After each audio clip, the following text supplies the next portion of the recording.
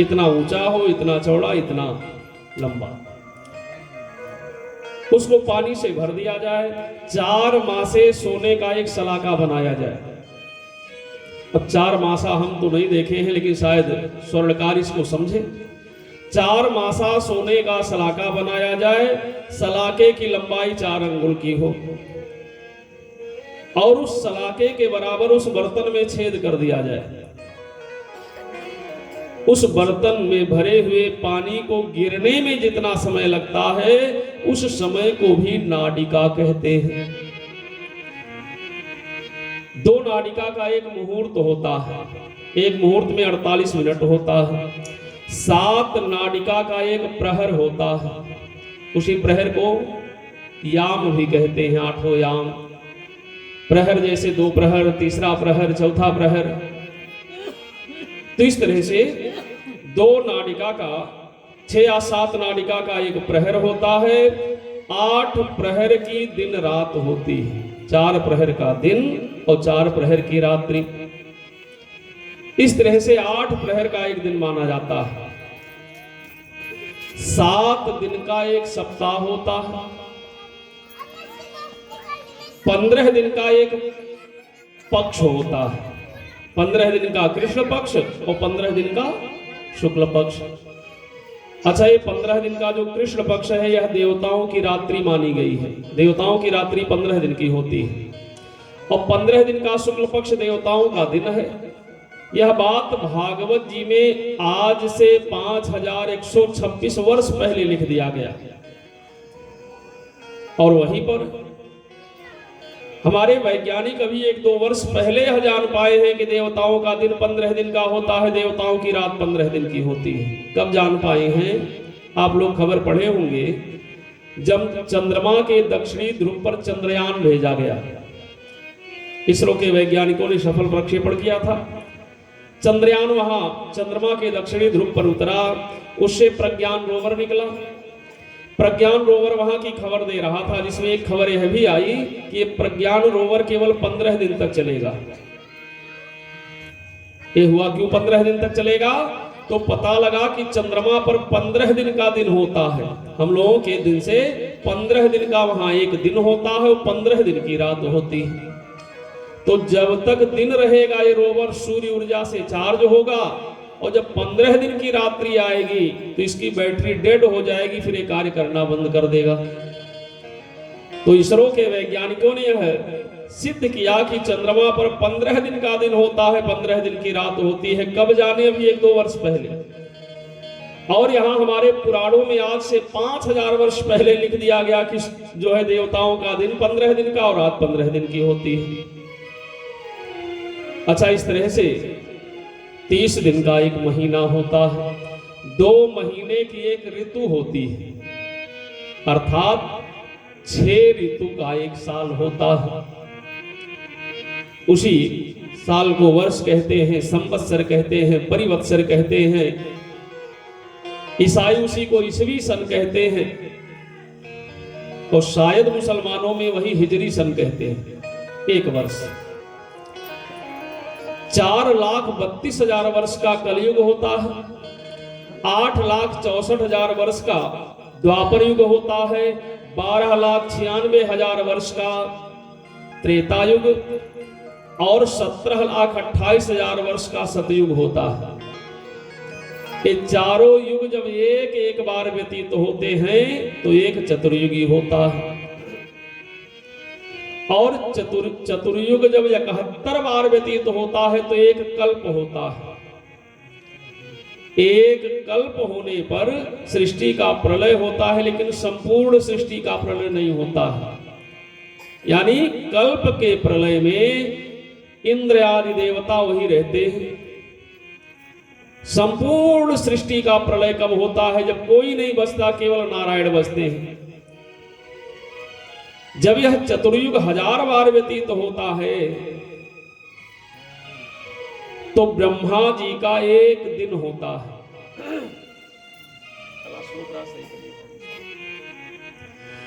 चतुर्युग जब 1000 बार व्यतीत होता है तो ब्रह्मा जी का एक दिन होता है, और ब्रह्मा जी अपने से एक दिन के हिसाब से 100 वर्ष तक जीते हैं।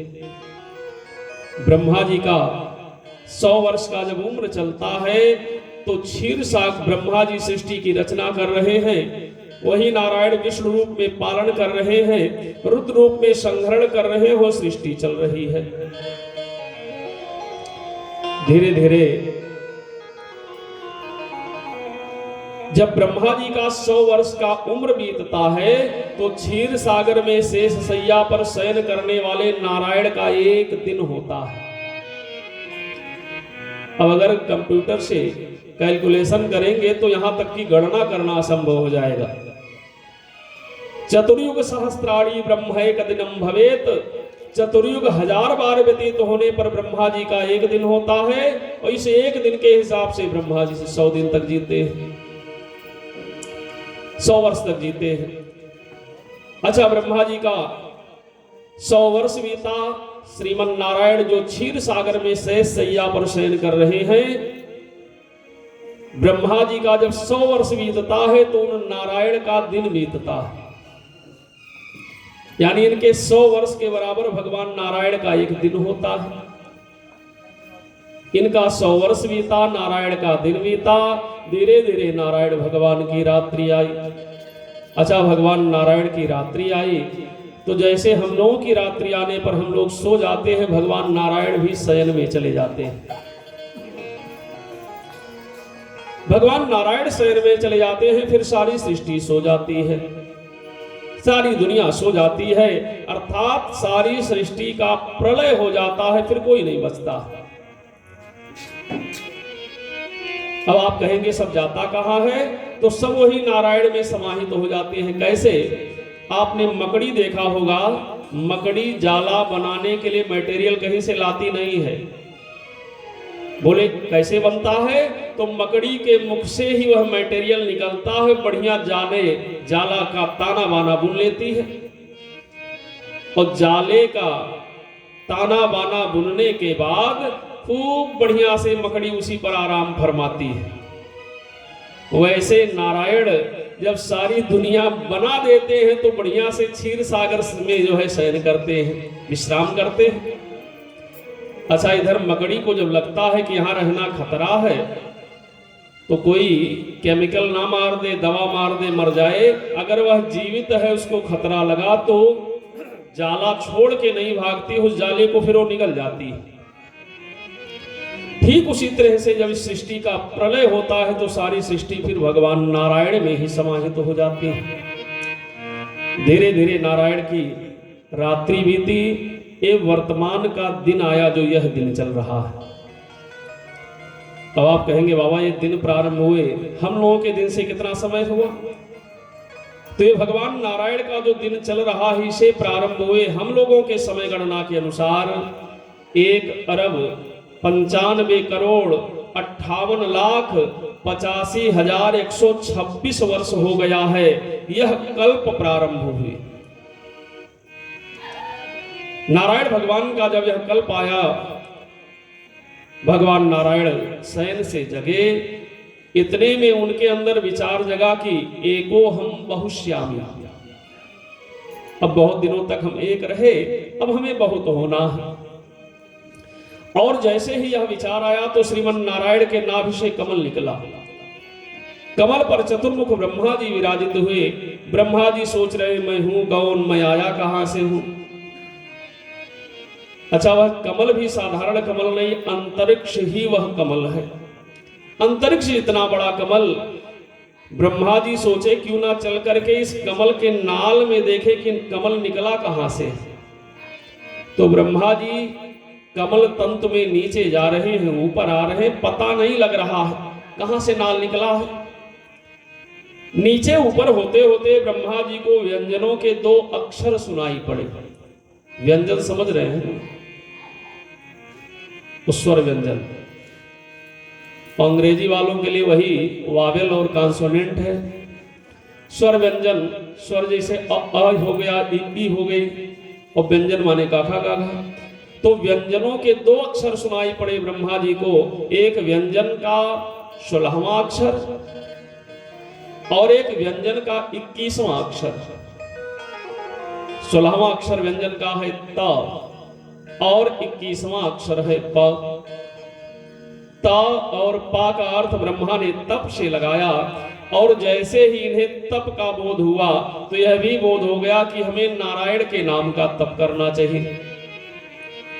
अब कमलासन पर स्थिर हो गए और ब्रह्मा जी नारायण नाम का तप प्रारंभ किए। आए हम लोग भी थोड़ा नारायण का स्मरण कर ले कि श्रीमन नारायण नारायण नारायण, श्रीमन नारायण नारायण नारायण, श्रीमन नारायण नारायण नारायण, श्रीमन नारायण नारायण नारायण, भजमन नारायण नारायण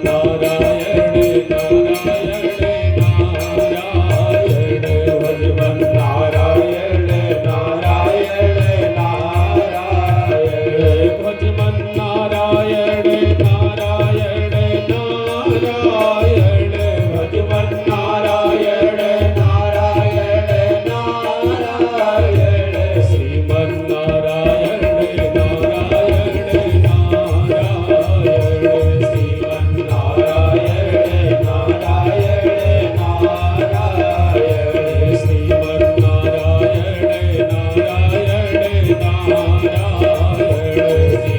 नारायण नारायण नारायण। ब्रह्मा जी ने नारायण के नाम का तप किया, भगवान नारायण प्रकट हुए। भगवान ने कहा ब्रह्मा जी हमने आपको चतुर्मुख बनाया है, अर्थात आप एक जगह पर बैठ के चारों दिशाओं में देख सकते हैं। आप सृष्टि की रचना करें। ब्रह्मा जी ने कहा भगवान इतना बड़ा कार्य दे रहे हैं, दायित्व दे रहे हैं दुनिया को बनाने का, कहीं मेरे कार्य व्यवहार के प्रति मेरे मन में अहंकार ना हो जाए कि दुनिया हम ही बना रहे हैं, बनवाने वाले आप हैं। उस समय भगवान ने ब्रह्मा को चतुश्लोकी भागवत दिया, अहमेवास्मेवाग्रे। हे ब्रह्मा जी सृष्टि में जो कुछ है वह मैं ही हूं। जैसे थोड़ा सा सोना है, हमने पूछा भैया ये क्या है, आप कहेंगे सोना है। अब उसको एक रूप दे दिया गया, वो अंगूठी बन गई। हम पूछेंगे क्या है, अब कहेंगे अंगूठी है, नाम हो गया उसका। अच्छा फिर वो अंगूठी टूट गई, उसे गला के ऐसे सोने में बना दिया गया। अब आपसे पूछेंगे क्या है तो कहेंगे सोना है। वैसे सृष्टि में कुछ नहीं रहता है तो वह नारायण रहते हैं, और सब कुछ हो जाता है। जैसे सोने का अंगूठी बना दो, हार बना दो, कंगन बना दो, कुंडल बना दो, नाम अलग अलग है लेकिन है सोना। उसी तरह से सृष्टि में सब कुछ हो जाते हैं। देव दानव गंधर्व मनुष्य वृक्ष लताएं पशु पक्षी, तो सब में भगवान अर्थात कण कण में ही भगवान ही रहते हैं। जैसे हर चीज में सोने है, और फिर जब कुछ नहीं बचता है तो केवल नारायण बचते हैं। ब्रह्मा जी सृष्टि रचना प्रारंभ किए तो सर्वप्रथम इन्होंने मानसी सृष्टि का सृजन प्रारंभ किया। मानसी माने मन में सोचो वह सामने खड़े हो जाते हैं। तो सबसे पहले इन्होंने 4 मानस पुत्रों को प्रकट किया, सनक सनंदन सनातन सनत कुमार। सनकम च सनंदनम च सनातन मथात्म भूः, सनत कुमारम च मुनिन निष्क्रियानोर्धरेत सह। सनक सनंदन सनातन सनत कुमार। ब्रह्मा जी ने इन चारों भाइयों से कहा कि पुत्र मेरी सृष्टि रचना में सहयोग करो। सनत कुमारों ने कहा पिताजी क्या सृष्टि रचना में मेरा सहयोग आवश्यक है? उन्होंने कहा हाँ। सनत कुमारों ने कहा पिताजी अच्छा ये बताइए आपको किसने बनाया? ब्रह्मा जी ने कहा हमें भगवान नारायण बनाए हैं। तो सनत कुमारों ने कहा पिताजी जब भगवान नारायण आपको बना दिए तो वह दुनिया भी बना देंगे, और क्षमा करें हम भी भजन करना चाहते हैं। चारों भाई चले गए भजन करने। ब्रह्मा जी को बड़ा क्रोध आया, देखो इन्हें हम सर्वप्रथम प्रकट किए दुनिया बनाने के लिए, वैरागी बन गए। उसी क्षण ब्रह्मा जी को बड़ा क्रोध आया और ब्रह्मा जी के भौहों के मध्य से एक बालक प्रकट हुए, क्रोधावेश में प्रकट हुए। वो बालक बार बार रुदन कर रहे हैं, रो रहे हैं। सो ब्रह्मा जी उन्हें रुद्र कहकर पुकारे और कहे, रुद्र देवता मेरी सृष्टि रचना में सहयोग करो। तो रुद्र देवता क्रोधावेश में प्रकट हुए थे। सो तामसी सृष्टि का सृजन प्रारंभ किए। वो भूत प्रेत पिशाच डाकिनी शाकिनी यक्ष बैताल यही सब पैदा करने लगे। ब्रह्मा जी ने सोचा कि ऐसे अगर भूत प्रेत बढ़ेंगे तो दुनिया में चारों तरफ भूत प्रेत दिखाई पड़ेंगे, लोग रहने ही नहीं पाएंगे। अच्छा थोड़ा आप लोग विचार करिए, आज के 30-35 वर्ष पहले हम लोगों के गांव में चुड़ैल बहुत रहती थी। माताओं को याद होगा चुड़ैल। और हम लोगों का बचपन रहा ना, तो किसी ना किसी को हफ्ते में एक बार चुड़ैल जरूर पकड़ती थी, जरूर पकड़ लेती थी। तो अगर कहीं ऐसे सारी सृष्टि में ऐसे चुड़ैले होते तब क्या होता। ब्रह्मा जी सृष्टि रचना रुकवा दिए रुद्र देवता से, और रुद्र देवता चले गए कैलाश पर, कठोर तपस्या की, वही जगत में शिव नाम से विख्यात हुए। बोलिए भगवान भोलेनाथ की। फिर ब्रह्मा जी 10 मानस पुत्रों को प्रकट किए। प्रकट करने का मतलब वह भगवान के विशेष कृपा पात्र हैं, भगवान के अंश है ब्रह्मा। सो उन्हें संकल्प करना है, बस सामने 10 लोग खड़े और उन 10 को नाम दिए। मरीचित्रयंगरिसौ पुलस्तः पुलह क्रतुः भृगुर्वसिष्ठो दक्षस्य दशमस्तत्र नारदः। मरीच यत्र अंगिरा पुलस्त पुलह क्रतु भृगु वशिष्ठ दक्ष और 10वें हुए नारद। हम यहां जितने लोग बैठे, चाहे कोई ब्राह्मण हो, चाहे क्षत्रिय हो, चाहे श्रीवास्तव जी हो, चाहे यादव जी हो, हर कोई किसी ना किसी तरह से इन्हीं 10 ऋषियों के ही हम लोग संतान हैं।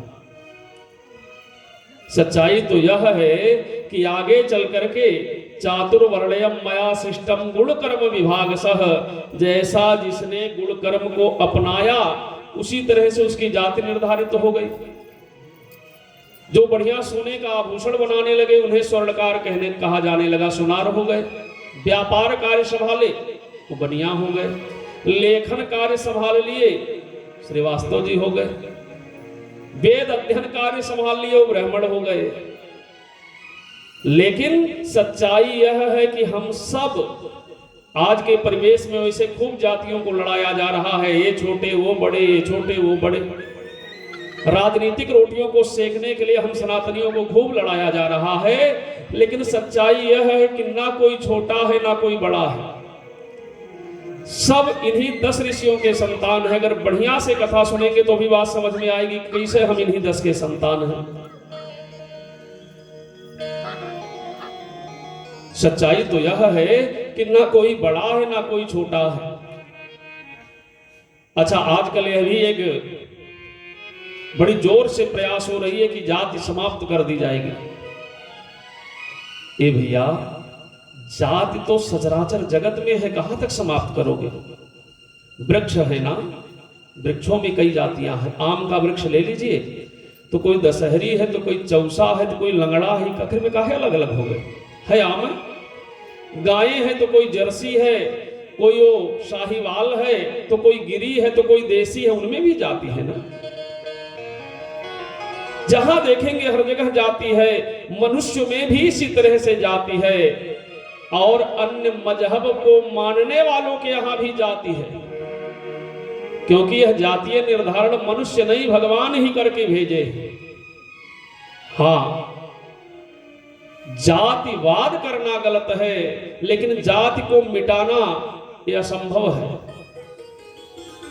ठीक है, जातिवाद माने ना कोई किसी को छोटा माने ना कोई किसी को बड़ा माने, क्योंकि हम सब इन्हीं 10 ऋषियों के ही संतान हैं। मरीचित्रयंगरिसौ पुलस्तः पुलह क्रतुः भृगुर्वसिष्ठो दक्षस्य दशमस्तत्र नारदः। मरीचि अत्रि अंगिरा पुलस्त पुलह क्रतु भृगु वशिष्ठ दक्ष और 10वें है नारद। अच्छा, नारद जी निवृत्त मार्गीय हो गए थे, 9 बचे हैं, इन्हीं 9 के संतान हम लोग हैं। अब कैसे हैं आगे सुनिए। फिर ब्रह्मा जी अपनी छाया से एक ऋषि को प्रकट किए। भाई वह भगवान है, उनमें सामर्थ्य, छाया से एक ऋषि को प्रकट कर दिए, नाम दिए करदम। अच्छा, उनसे भी कहे कि पुत्र मेरी सृष्टि रचना में सहयोग करो, तो वह भी कहे कि जैसे बड़े भैया लोग गए थे तपस्या करने वैसे हम भी जाएंगे। करदम ऋषि जाके तपस्या में लीन हो गए। ब्रह्मा जी ने सोचा कि अब मानसी सृष्टि से दुनिया का विकास नहीं होगा, अब हम मैथुनी सृष्टि प्रारंभ करवाएंगे। तो ब्रह्मा जी संकल्प किए, उनके शरीर के अंग के दाहिने तरफ से तत्क्षण एक पुरुष प्रकट हुए और शरीर के बाएं तरफ से एक स्त्री प्रकट हो गई। पुरुष को नाम दिए मनु और स्त्री को नाम दिए शतरूपा। मनु शतरूपा से कहे कि मेरी सृष्टि रचना में सहयोग करो। मनु शतरूपा सृष्टि रचना में सहयोग करने लगे। मैथुनी सृष्टि सृजन प्रारंभ किए। मनु शतरूपा से 3 पुत्रियां हुई और 2 पुत्र हुए। पुत्रियां हुई हैं आकूति, देवहूति और प्रसूति। एक बात जाने, जब कथा को मनोरंजन के दृष्टिकोण से सुनेंगे तो पल्ले नहीं पड़ेगा, और ज्ञानार्जन के दृष्टिकोण से सुनेंगे तभी सुनना लाभ है। मनोरंजन के लिए तो बहुत साधन है ना, तो जब कथा सुने तो बिल्कुल एकदम ज्ञानार्जन के लिए दिमाग लगा के।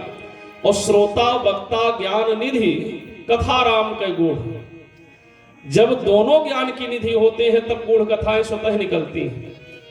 सच्चाई यह है कि यहाँ हमारे जो इस यज्ञ के प्रधान श्रोता हैं बढ़िया से सुन रहे हैं, तो दास सुनाने का प्रयास कर रहा है। और नहीं तो आजकल कई कई जगह जाने के बाद खाली बस खूब गाओ, लोग आनंद लेते हैं, गाने बजाना कथा समझ लिए हैं। ध्यान दें, मनु शतरूपा से 3 पुत्रियां आकूति, देवहूति और प्रसूति, और 2 पुत्र हुए प्रियव्रत, उत्तानपाद। बेटियां बड़ी हैं, आए इनका वंश जाने। इनमें जो आकूति नाम की बड़ी बिटिया है मनु महाराज की, ब्रह्मा जी ने एक और मानस पुत्र को प्रकट किया जिनका नाम है रुचि। आकूति का विवाह उन्हीं रुचि से हुआ। अब आकूति और रुचि से यज्ञ पुरुष भगवान प्रकट हुए, जिन यज्ञ पुरुष की आराधना हम लोग बड़ी बड़ी यज्ञ करके करते हैं। दूसरी बिटियां हैं देवहूति।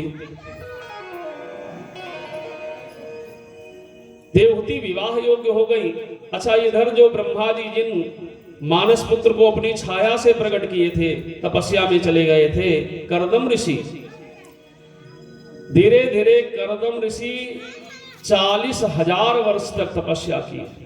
अब यहां आश्चर्य नहीं करना है कि बाबा 40,000 वर्ष जिए कैसे। क्यों? यह उस सतयुग की कथा है जिस सतयुग में लोग 1,00,000 वर्ष तक की उम्र तक जीते थे।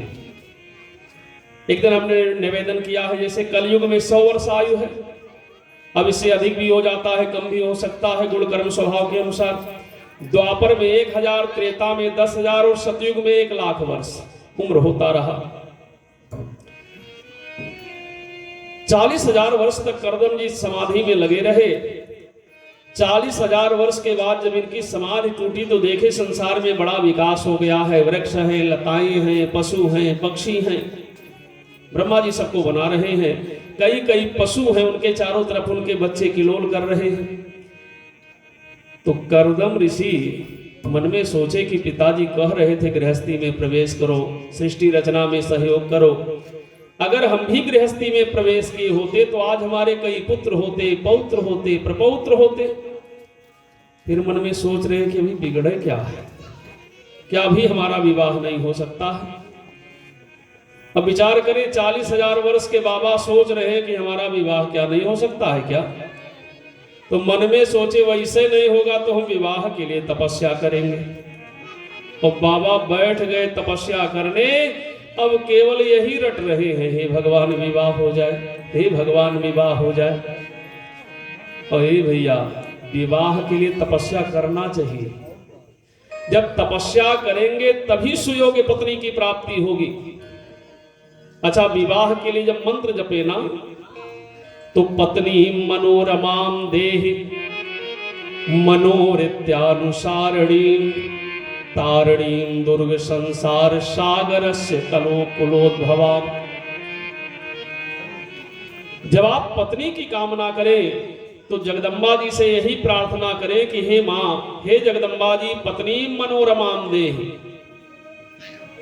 हे जगदम्बा हमें मनोरम पत्नी दीजिए। मनोरम माने सुंदर। अच्छा, केवल सुंदर ही ना हो शरीर से, मनोवृत्त्यानुसारिणी, मेरे मन के वृत्ति के अनुसार चलने वाली हो। जैसे कि हम माता पिता की सेवा करना चाहे तो वह भी सेवा करना चाहे, हम अपनी गृहस्थी संभालना चाहे तो वह भी संभालना चाहे। ऐसा ना हो कि हम कहे माता पिता की सेवा करो और कहे हम उंगली नहीं लगाऊंगी, तब मनोवृत्त्यानुसारिणी कहां हो पाएगी। मनोवृत्त्यानुसारिणी का एक मतलब यह है कि वह मेरे मन की वृत्ति को समझे। घर पर मेहमान आ गए हैं, केवल पानी पिलाना है कि चाय भी बना के लाना है, इशारे से समझ जाए, हाँ बेटा बैठ जाओ।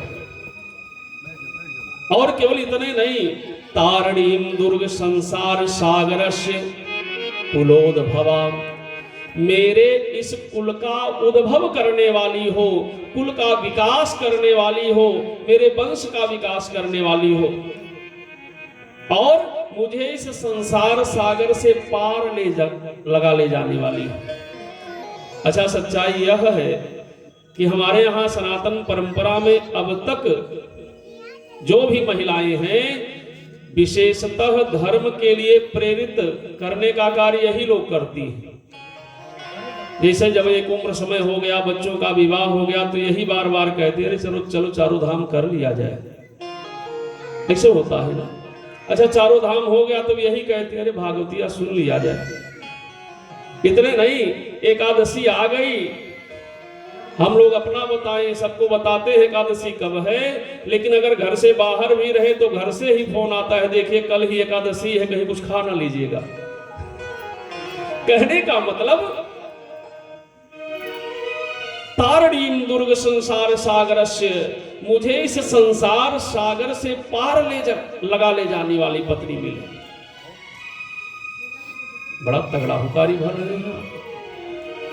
बोलिए भागवत भगवान की जय। संसार सागर से पार लगा ले जाने वाली पत्नी दीजिए। और भैया, अगर इस तरह से पत्नी मिलेगी तभी संसार सागर पार कर ले जाएंगे, नहीं तो डूबे ही देगी बीच में। करदम ऋषि तपस्या में बैठे हैं, हे भगवान मेरा विवाह हो जाए।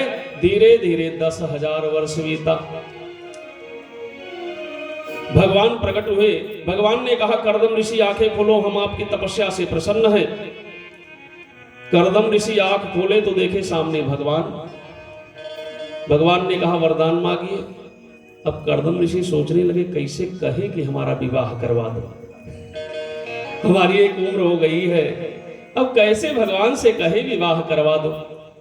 अच्छा, थोड़ा चिंतन करें। हम लोगों के समय तक का एक उम्र ऐसा रहा कि घर में बेटी बेटे के विवाह की चर्चा जब माँ बाप करते थे तो बच्चे वहां से हट जाते थे। लेकिन हम ही लोगों के समय काल के बाद एक ऐसा समय काल आ गया कि लोग दुल्हन देखना शुरू कर दिए। और इतने नहीं हुआ है, आजकल कहीं घर में बेटी बेटे के विवाह की चर्चा कर दो तो आज के बच्चे सारा ब्यौरा अपना ही देने लगते हैं। ये स्थिति हो गई है। अच्छा चलो, यह भी ठीक है भाई, मॉडर्न बच्चे हैं, जेनजी वाले बच्चे हैं, लेकिन कहीं कहीं स्वच्छंदता में पढ़ करके लोग जाके कोर्ट मैरिज कर ले रहे हैं। एक बात बताऊं, जो स्वच्छंदता में पढ़कर कोर्ट मैरिज कर रहे हैं ना, जब से कोर्ट मैरिज प्रारंभ हुआ तभी से तलाक भी प्रारंभ हो गया है। हमारे यहाँ सनातन परंपरा में अगर एक बार विवाह हो गया तो वह पत्नी जैसी भी हो जीवन संगिनी मानी जाती है। जीवन संगिनी मानी जाती है, और जीवन संगिनी मान करके जब आप उसके साथ निर्वाह करेंगे, अपने धर्म का पालन करेंगे, तो भगवान आप पर कृपा करेंगे। अभी एक जगह हम भागवत जी की कथा में ही थे, एक सज्जन कहने लगे कि हमारे एक रिश्तेदार हैं, ऐसे हम चर्चा कर रहे थे तो कथा से उतरे तो कहे बाबा हमारे एक रिश्तेदार है, अधिवक्ता है, वकील है। अच्छा, उनका विवाह हुआ, बहुत देख देखौवल वाला विवाह था नहीं, तो पत्नी जो है थोड़ी विक्षिप्त स्वभाव की आ गई, बहुत पागल नहीं लेकिन इतनी सीधी कि उन्हें कुछ पता नहीं रहे। वकील साहब कोर्ट जाने से, कचहरी जाने से पहले उनको नहलाते थे, साड़ी कपड़ा पहनावे, परिवार में और कोई था नहीं, बढ़िया अपने हाथ से सिंदूर लगाएं, अपने खाएं, उनको भी खिलाएं, उसके बाद में जाएं अपने कचहरी। अच्छा, भगवान की कृपा हुई, 3 बच्चे हुए उनके यहाँ, जिसमें उनका बड़ा बेटा इस समय कलेक्टर है कहीं जो है दूसरे प्रदेश में, एक बच्चा इंजीनियर है, एक बच्चा डॉक्टर है। तो उन्होंने तपस्या किया पत्नी को जीवन संगिनी मान के, तो आज बच्चे आगे बढ़े और बेराज सुख भोग रहे हैं। जिस माँ बाप के 3-3 बच्चे अफसर हो जाए उसे क्या कहना। तो हमारे सनातन परंपरा में पत्नी जीवन संगिनी है, यहां तलाक का कोई स्थान ही नहीं है, किसी पुराण में तलाक शब्द नहीं लिखा गया है। कर्दम ऋषि, भगवान ने कहा कर्दम ऋषि हम आपकी तपस्या से प्रसन्न है, वरदान मांगो। कर्दम ऋषि ने कहा भगवान अब आपका दर्शन हो गया और क्या चाहिए। भगवान सोचे देखो बुढ़ऊ बाबा को इतने समय तक रटे हैं, हे भगवान विवाह हो जाए, और कह रहे दर्शन मिल गया। भगवान ने कहा अच्छा कर्दम जी एक जगह हम आपका विवाह तय कराए हैं, तो बताइए आप विवाह करेंगे कि नहीं करेंगे। अब कर्दम ऋषि के मन में तो रसगुल्ला, लेकिन मुंह से कहे कैसे कि हाँ हाँ विवाह करवा दीजिए। कर्दम ऋषि ने कहा भगवान अब भला कहाँ हमारा उम्र रह गया है विवाह करने का। भगवान ने कहा ईश्वर अगर विवाह करना है तो हाँ बोलो और नहीं करना है तो ना बोलो। अगर विवाह नहीं करना है तो ना बोलो। कर्दम ऋषि सोचे कहीं बहुत अधिक बात बनाने से बात बिगड़ न जाए। तो कर्दम ऋषि ने कहा भगवान जब आप विवाह तय कराए हैं तो भला हमारी हिम्मत कैसे होगी हम ना कहें। लेकिन हे प्रभु हम विवाह तो करेंगे, लेकिन मेरा एक शर्त रहेगा। भगवान ने कहा क्या। कर्दम ऋषि ने कहा हम विवाह करेंगे तब जब आप स्वयं मेरे पुत्र बन करके आए तब। भगवान मुस्कुराने लगे। भगवान ने कहा एवं मस्तु। भगवान वहां से गए हैं, मनुशतरूपा को प्रेरित किए। मनुशतरूपा अपनी पुत्री देवहूति को लेकर के वहीं जंगल में आए। कर्दम देवहूति का विवाह हो गया, कन्यादान करके मनुशतरूपा चले गए। अब कर्दम ऋषि का विवाह हो गया, भाई वधू प्रवेश होना चाहिए, लेकिन घर तो है नहीं, एक कुटिया है, छोटी सी झोपड़ी, और उस कुटिया में उतने स्थान है कि एक व्यक्ति बैठ करके ऐसे तपस्या कर ले, और थोड़ा सा स्थान बचता है कि कोई अतिथि आए तो उसका भी सम्मान हो सके। उस छोटी सी कुटिया में जब देवहूति को लेकर प्रवेश किए तो देवी देवहूति देख क्या रही है, कुटिया में कम से कम 20 बिल है। किसी में सांप मुंह निकाले ऐसे बैठा है, तो किसी में चूहा बैठा है, किसी में सांप चूहा एक साथ बैठे हैं। कुटिया के छप्पर पर जब इनकी दृष्टि गई तो देख रहे हैं गौरैया बाज एक घोंसलम बैठे हैं, घोंसला कई लटका है।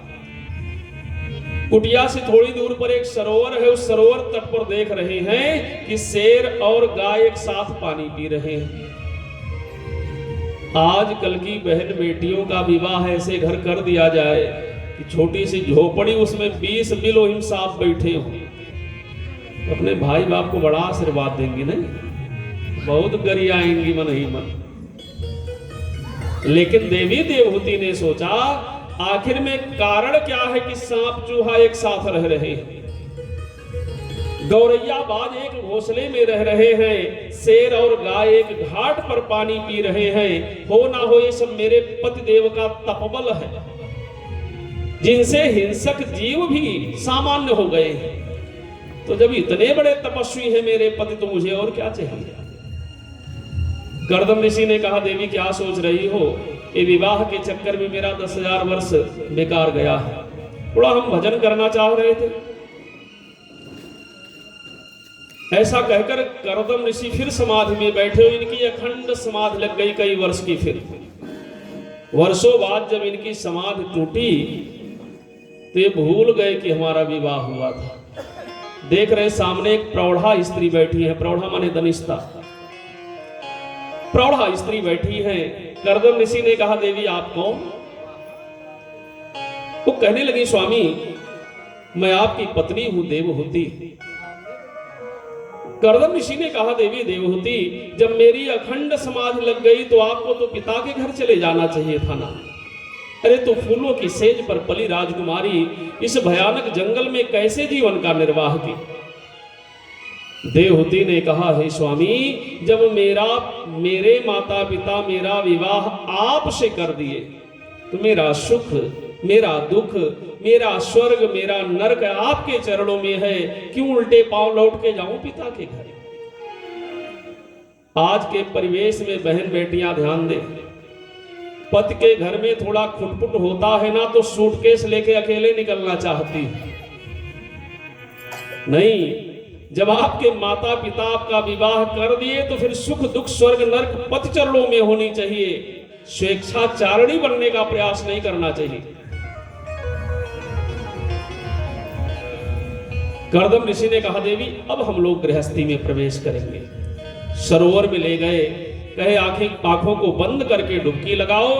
दोनों पति पत्नी डुबकी लगाए तो डुबकी लगा के निकले तो दोनों दिव्य यौवन को प्राप्त हुए। क्या रिसर्च रहा हमारे ऋषियों का, दिव्य यौवन को प्राप्त हुए। देवी देवहूति देख क्या रही है, सरोवर के एक तट पर दिव्य विमान खड़ा है, जैसे उस समय पुष्पक विमान होता रहा। एक तट पर दिव्य महल बनकर के तैयार है। मरकत मणि के फाटक लगे हैं, वैदूर्य मणि के किवाड़े लगे हैं, मदमस्त गजराज झूम रहे हैं, परिकरों के नौकरों के झुंड आ रहे हैं, जा रहे हैं, व्यवस्था हो रही है। करदम और देवहूति विमानारूढ़ होकर विमान पर बैठ के कुछ समय तक भ्रमण किए हैं, फिर गृहस्थी में प्रवेश किए। अच्छा, करदम ऋषि को याद है कि भगवान कहे हैं पुत्र बन के आएंगे। संतानोत्पत्ति करने लगे तो पुत्र नहीं हुए, बल्कि एक एक करके 9 कन्याएं हो गई। धीरे धीरे 9 कन्याएं पैदा हो गई एक एक करके। अच्छा, ऐसे ही हम लोगों की गृहस्थी में भी कभी कभी हो जाता है, एक पुत्र की कामना से कई पुत्रियां हो जाती हैं। ऐ मेरे भाई बंधु माताएं बहने, अगर किसी के जीवन में ऐसी स्थिति आए कि एक पुत्र की कामना से कई कई पुत्रियां हो जाए तो बिल्कुल नहीं घबराना है। क्यों? क्योंकि जिसको भी वह परमात्मा इस दुनिया में भेजते हैं उसकी व्यवस्था वह करते हैं, हम आप नहीं करते। जैसे हम आप जन्म लेते हैं तो जन्म लेने के बाद कोटा तय होता है। जैसे गांव में आजकल राशन मिलता है ना कोटे पर, एक परिवार एक व्यक्ति पर 5 किलो यूनिट बना दिया गया है। वैसे हम आप जन्म लेते हैं तो यूनिट तय रहता है कि यह व्यक्ति पूरे अपने जीवन भर में इतने कुंतल चावल खाएगा, इतने कुंतल आलू, इतने कुंतल गेहूं, इतने कुंतल नमक, इतना कुंतल मिठाई, सारा तय लिखा जाता है। अच्छा, कुछ लोगों की आदत होती है चावल ज्यादा ज्यादा खाते हैं, चीनी ज्यादा ज्यादा, आलू ज्यादा ज्यादा खा लेते हैं। अब जब चीनी चावल आलू ज्यादा खा लेते हैं तो कोटा खत्म हो जाता है। भाई ज्यादा खा लेंगे तो समाप्त इतना लिखा है आपके नाम से। और जब कोटा खत्म हो जाता है तो कहीं जाके डॉक्टर से मिलते हैं तो डॉक्टर कहता है आपको शुगर हो गया है। अब ना चीनी खाना है, ना चावल खाना है, ना आलू खाना है, क्योंकि शुगर हो गया है। मामला शुगर का नहीं है, कोटा खत्म होने का है। जब आपके भाग्य में नहीं है तो कैसे खाएंगे? हाँ, कोटा खत्म। तो कहने का मतलब भगवान जिसको भी संसार में भेजते हैं उसकी व्यवस्था हम आप नहीं, वो कर ही देते हैं किसी न किसी तरह से। इस नाते घबराना नहीं चाहिए। ये जो 9 कन्याएं पैदा हुई, इन्हीं 9 कन्याओं का विवाह ब्रह्मा जी के 9 मानस पुत्रों से हुआ है, जिनके बारे में हमने कहा है कि हम सभी लोग इन्हीं के संतान हैं। मरीचित्रयंगरिसौ पुलस्तः पुलह क्रतु भृगुर वशिष्ठो दक्षस्य दशमस्तत्र नारद। तो नारद जी तो विवाह नहीं किए, 9 विवाह किए, 9 का विवाह इन्हीं 9 कन्याओं से हुआ। मरीचय कलाम प्रादात अनुसुईया मथात्रय। इनमें जो सबसे बड़ी है कला, 9 बहनों में सबसे बड़ी है कला। इनका विवाह ब्रह्मा जी के जो 10 मानस पुत्र में सबसे बड़े हैं मरीच से हुआ। दूसरे नंबर की है अनुसुईया। अनुसुईया का विवाह अत्रि से हुआ। श्रद्धाम अंगिरे, तीसरी है श्रद्धा, जिनका विवाह अंगिरा से हुआ। पुलस्त है जिनका विवाह हविर्भू से हुआ। गति है जिनका विवाह पुलह से हुआ। क्रतु है क्रिया है जिनका विवाह क्रतु से हुआ। ख्याति है जिनका विवाह भृगु से हुआ। अब हम सबका नहीं जानते हैं, लेकिन हम लोग भृगुवंशी हैं, भृगु के। तो ख्याति का विवाह भृगु से हुआ, उन्हीं भृगु के वंशज हम लोग हैं। जैसे श्रीवास्तव जी लोग होंगे, लगभग हमको लग रहा है कि यहाँ के श्रीवास्तव जी लोगों का कश्यप गोत्र होगा। अब हम बहुत क्लियर नहीं है, गोत्र लोग यही लोग जानेंगे, कश्यप गोत्र। तो कश्यप कौन है? जो सबसे बड़ी है कला। कला का विवाह मरीच से हुआ। कला और मरीच से एक पुत्र हुए कश्यप। हो सकता है यादव जी लोग भी बैठे हो यहाँ। यादव है गांव में कि नहीं है? अच्छा, यादव जी लोग हैं, अपना जान ले वह। इनमें जो दूसरे नंबर की है अनुसुईया, अनुसुईया का विवाह अत्रि मुनि से हुआ। अत्रि और अनुसुईया से 3 पुत्र हुए, दत्तात्रेय, दुर्वासा और चंद्रमा। दत्तात्रेय भी भगवान के 24 अवतारों में एक अवतारी है। अच्छा, वह भी निवृत्त मार्गी हो, एक गृहस्थी में नहीं गए दत्तात्रेय भगवान। दुर्वासा जी भी गृहस्थी में नहीं गए, बड़े क्रोधी थे। तो इतने क्रोधिक विवाह कैसे होगा? तीसरे नंबर के हैं चंद्रमा। चंद्रमा गृहस्थी में प्रवेश किए और चंद्रमा ने शासन प्रणाली को अपनाया, शासन करना अपनाए। अच्छा, हमारे शास्त्रों की व्यवस्था के अनुसार शासन का कार्य क्षत्रिय का होता रहा। तो चंद्रमा शासन प्रणाली को अपना लिए तो चंद्रमा क्षत्रिय हो गए। देखिए, यही दुर्वासा जी ब्राह्मण रह गए, दत्तात्रेय ब्राह्मण रह गए, और ये शासन करना अपना लिए तो इनके वंश में जितने हुए सब चंद्रवंशीय क्षत्रिय हो गए। हम बताना यही चाह रहे हैं कि कोई किसी से अलग नहीं है, हम जितने सनातनी हैं सब एक हैं। आए अधिक गहराई में नहीं। मरीच का विवाह कला से हुआ। मरीच कला से कश्यप हुए। अच्छा, कश्यप ऋषि की 13 पत्नियां हुई। दिति, अदिति, कद्रु, विनिताद। यह 13 कौन है अभी आगे हम बताएंगे। दिति, अदिति, कद्रु, विनिताद ये किसकी पुत्री हैं आगे जानेंगे। इन 13 में 12 कश्यप ऋषि की 12 पत्नियों से संतान हो गए। अदिति से इंद्रादि देवता हुए। इंद्र हुए, वरुण हुए, कुबेर हुए, दिग्पाल हुए, सब देवता हो गए। और ये देवता देवलोक के राजा बने। विनिता से गरुड़ हुए जो भगवान के वाहन बने। कद्रु से नाग हुए जो नागलोक के राजा बने। ऐसे सारी पत्नियों से संतान हो गए। लेकिन जो बड़ी पत्नी है दिति, इनसे कोई संतान नहीं हुई। एक बार की बात, कश्यप ऋषि गोधूली के समय संध्या पूजा कर रहे थे। उसी समय दिति जाके कहने लगी, हे स्वामी, मेरी सारी बहनें पुत्रवती हैं, आप मुझे भी पुत्र प्राप्ति का वचन देवे। कश्यप ऋषि ने कहा, देवी आपकी कामना तो ठीक है, लेकिन ये गोधूली का समय है। गोधूली के समय में पति पत्नी को संतान की कामना नहीं करनी चाहिए। बात को समझेंगे। हमारे ऋषियों ने गोधूली में 4 कार्य वर्जित किया है। संध्या काले समनुप्राप्ते कर्म चत्वारि वर्जयेत। आहारम प्रणय निवेदनम निद्राम स्वाध्याय विशेषतः। गोधूली में कभी भोजन नहीं करना चाहिए। आहारम, गोधूली में कभी पति पत्नी को संतान की कामना नहीं करनी चाहिए।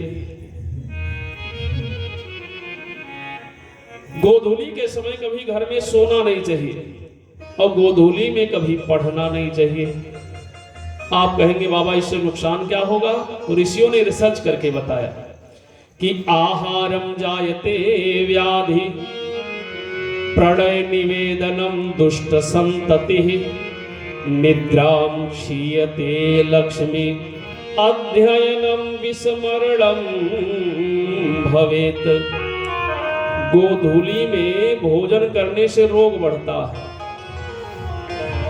तो अगर प्रैक्टिकल करना है तो एक दिन भर घूमो, आके गोधूली में खा लो, अधिक कुछ नहीं होगा तो गैस बनना तो शुरू हो जाएगा। आहारम जायते व्याधि प्रणय निवेदनम दुष्ट संतति। पति पत्नी अगर संतान की कामना कर रहे हैं गोधूली वेला में तो दुष्ट संतान हो जाते हैं। और निद्राम क्षीयते लक्ष्मी, गोधूली में जिस घर में कोई सोता है तो उस घर की लक्ष्मी निकल के चली जाती है।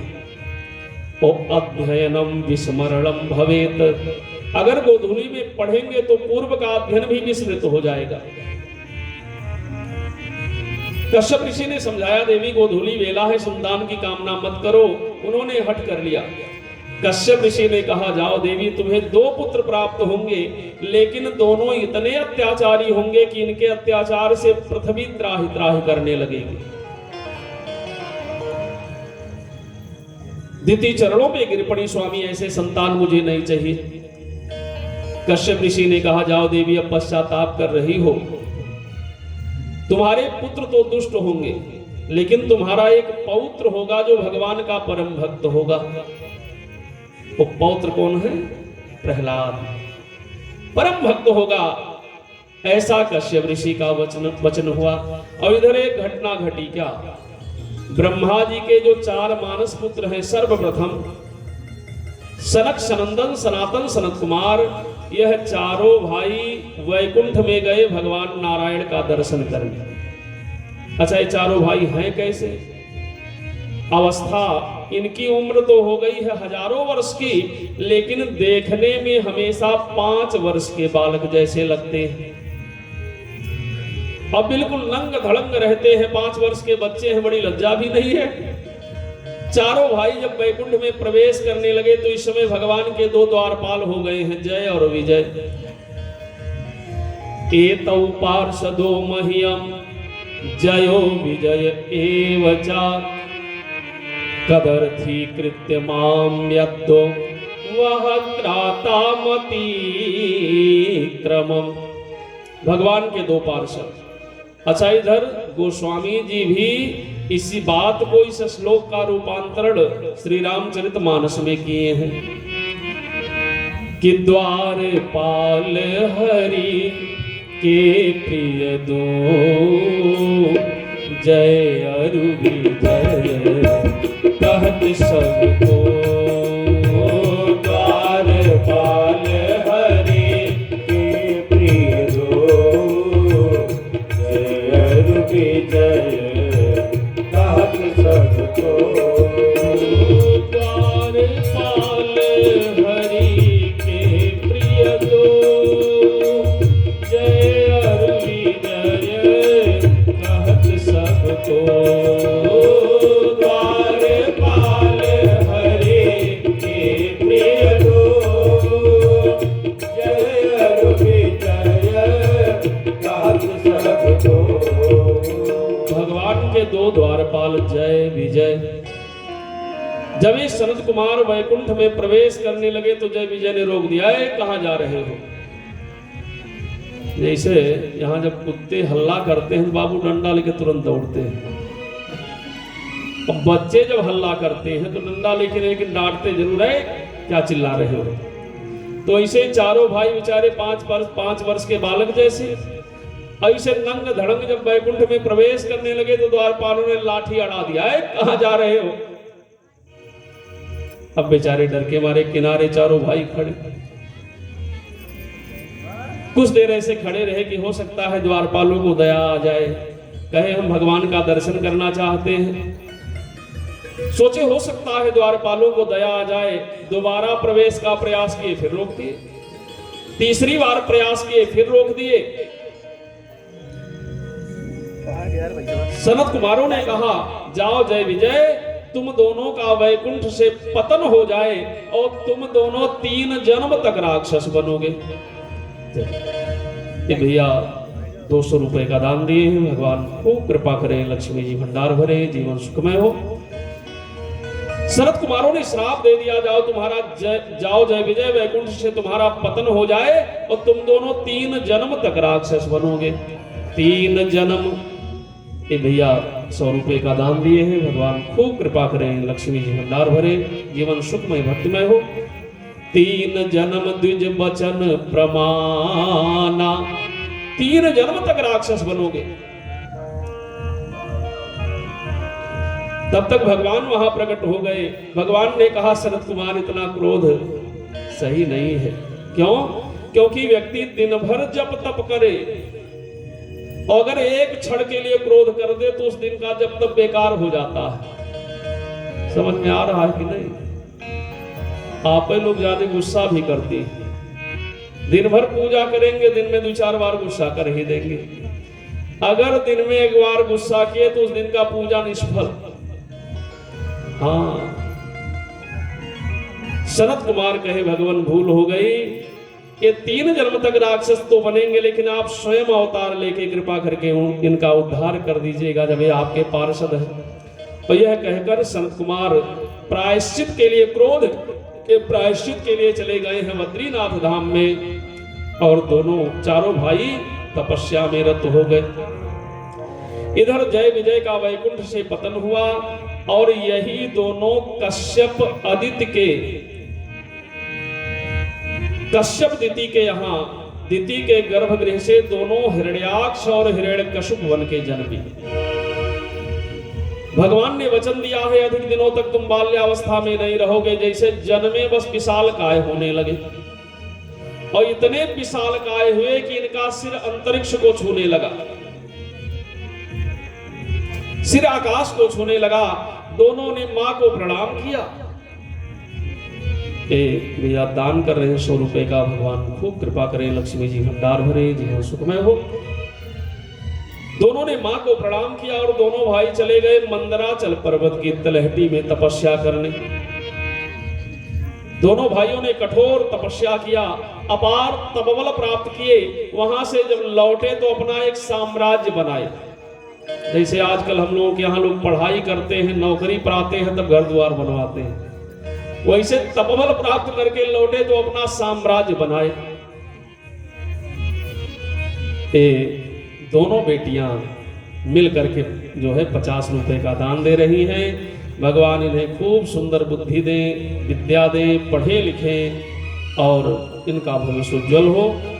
बोलिए भागवत भगवान की जय हो। अच्छा देखिए, हो गांव भर बोल रहे हैं कि खाली उसे सुनी रहे हैं। बोलिए भागवत भगवान की।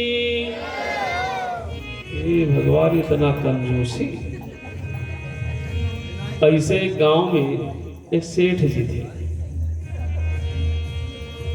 सेठ जी जयकारम नहीं कंजूसी करते थे, दान पुण्य में बड़े कंजूस थे। इतने कंजूस कि वह जीवन में कभी एक दमड़ी दान में नहीं दी। उस समय की मुद्रा दमड़ी छलाम चल रही थी, एक दमड़ी दान नहीं दिए। अच्छा, उनका लोग मजाक उड़ावे, प्रहसन करे, लेकिन वो कभी एक दमड़ी दान नहीं दिए। और इसी नाते प्रहसन में, मजाक में गांव वाले उनका नाम रख दिए दानचंद। अच्छा, जब गांव भर दानचंद कहें तो बड़े प्रसन्न हो। माघ अमावस्या का पर्व आया।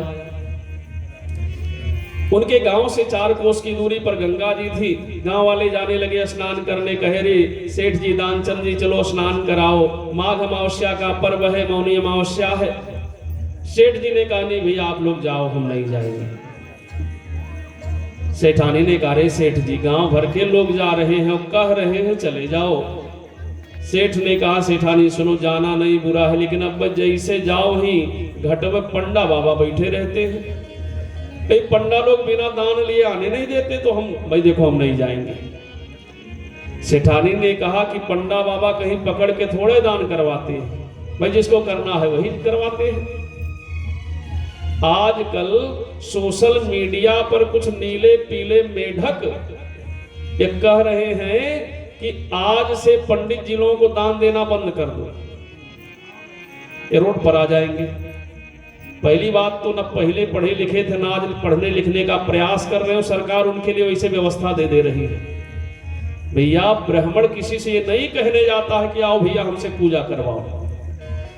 आप भी ब्राह्मण हैं, हम आपके यहाँ आए हैं तो आप बुलाए हैं, तब आए हैं कि अपने मन से आए हैं। तो हम तो ब्राह्मण के यहाँ भी बिना बुलाए नहीं जाते हैं, किसी के यहाँ बिना बुलाए नहीं जाते हैं। जब लोग कहते हैं तब उनके यहाँ जाते हैं, तो फिर एक कहने का कौन सा औचित्य है। और दूसरी बात, भाई जितने ब्राह्मण हैं सब यही काम थोड़े करते हैं। कहीं 10,000 ब्राह्मणों में एक ब्राह्मण मिलेगा जो पूजा पाठ करवा रहे हैं, लेकिन अब आज के परिवेश में मुख में जो आ रहा है सो बोले जा रहे लोग। तो सेठानी ने कहा कि पंडा बाबा लोग कहीं हाथ पकड़ थोड़े लेते हैं कि दान करो दान करो, भाई जिसको करना है वो करे, ना करना हो ना करे। सेठ जी ने कहा नहीं नहीं हम नहीं जाएंगे। सेठानी ने कहा सुनो सेठ जी, अगर आज आप नहीं गए गंगा जी स्नान करने तो आज से मैं भोजन बनाना बंद कर दूंगी। अब बेचारे स्वपाकी थे, नहीं भोजन बनाना आता नहीं था। जैसे सेठानी कहीं भोजन नहीं बनाऊंगी कांप गए। एक बार कहे सेठानी ऐसा है भोजन बनाओ, आज हम जाएंगे गंगा जी स्नान करने। अब गांव वालों के साथ चले, 4 कोस की दूरी पैदल बेचारे गंगा जी स्नान करने जा रहे हैं। चलते चलते चलते गंगा जी के घाट पर पहुंचे। मौनी अमावस्या का पर्व, भीड़ लगा है, लोग हर हर गंगे करके स्नान कर रहे हैं, दान पुण्य कर रहे हैं। सेठ जी सोचे अगर इस घाट पर गए तो गांव भर कह के हमसे जरूर दान करवा देंगे, भाई पंडा लोग दान ले लेंगे। ऐसा है गंगा जी बड़ी लंबी है, कोई जरूरी है यही घाट पर नहाए, जाके आगे नहा लेंगे। अब बेचारे गंगा जी के किनारे किनारे किनारे जा रहे, जहां जाए वहीं भीड़, और आगे बढ़े। आगे स्मशान घाट था और संयोग से आज वो खाली था। स्मशान घाट खाली था। सेठ जी सोचे बढ़िया मौका है, लाओ यही नहा लो, यहाँ पंडा लोग आएंगे ही नहीं। गए, कपड़ा निकाले, गंगा जी में हर हर गंगे कह के डुबकी लगाए। सेठ जी की कृपणता पर आज भगवान रीझ गए। किसी ने कहा है न जाने कौन से गुण पर दयानिधि रीझ जाते हैं, कब रीझ जाए कैसे रीझ जाए कोई पता नहीं। आज सेठ की कृपणता पर भगवान रीझ गए। जैसे सेठ जी हर हर गंगे करके डुबकी लगा के निकले, भगवान पंडा बन के वहीं खड़े। आओ आओ यजमान, आओ यजमान, हमारे घाट पर आप जैसे यजमान बस एक आधे आते हैं, और जो यजमान आते हैं इतना दे देते हैं कि हमें फिर किसी से लेने की आवश्यकता नहीं पड़ती है। सेठ ने सोचा देखो ये पंडा लोग स्मशान घाटों नहीं छोड़ रहे। सेठ जी ने कहा बाबा ऐसा है, हम दान वान करने वाले नहीं हैं, क्षमा करें, आप अपने रास्ते जाएं। भगवान ने कहा रे सेठ जी देखो ये मौनी अमावस्या का पर्व है,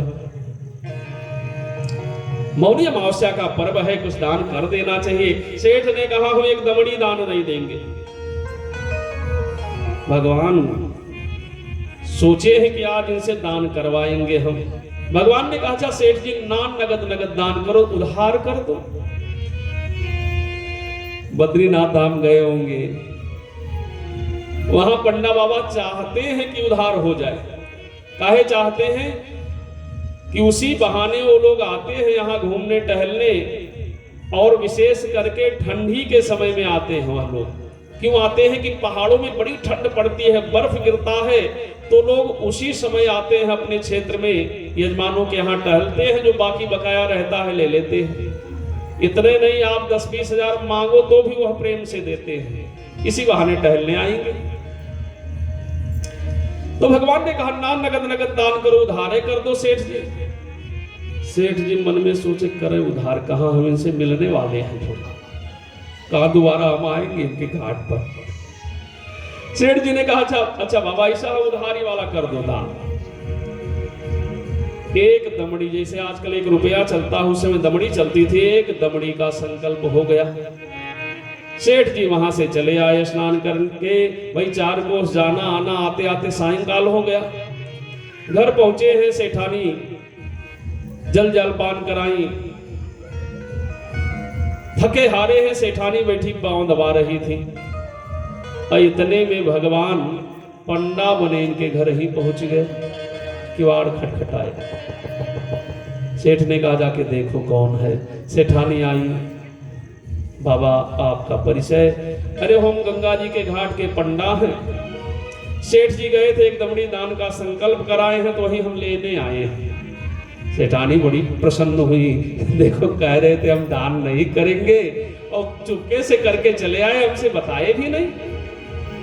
सेठानी बड़ी प्रसन्नता से भर के आई, कहने लगी अरे सेठ जी वही पंडा बाबा हैं, आए हैं जो दनवा देने के लिए कहे हैं लेने। सेठ सिर पर हाथ रख लिया, देखो ये पंडा लोग घर तक पहुंच गए। सेठानी सब तेरे कारण हो रहा है, आज तक हम सबसे उधारी लेने गए हैं, हमारे यहां कोई नहीं आई, पंडा घर तक पहुंच गए। ऐसा है जाके कह दो कि सेठ जी बीमार है, बाद में आना। सेठानी ने कहा महाराज एक दमड़ी का मामला है, दे दो क्या? सेठ ने कहा जाके कह कि बीमार है, बाद में आना बाबा।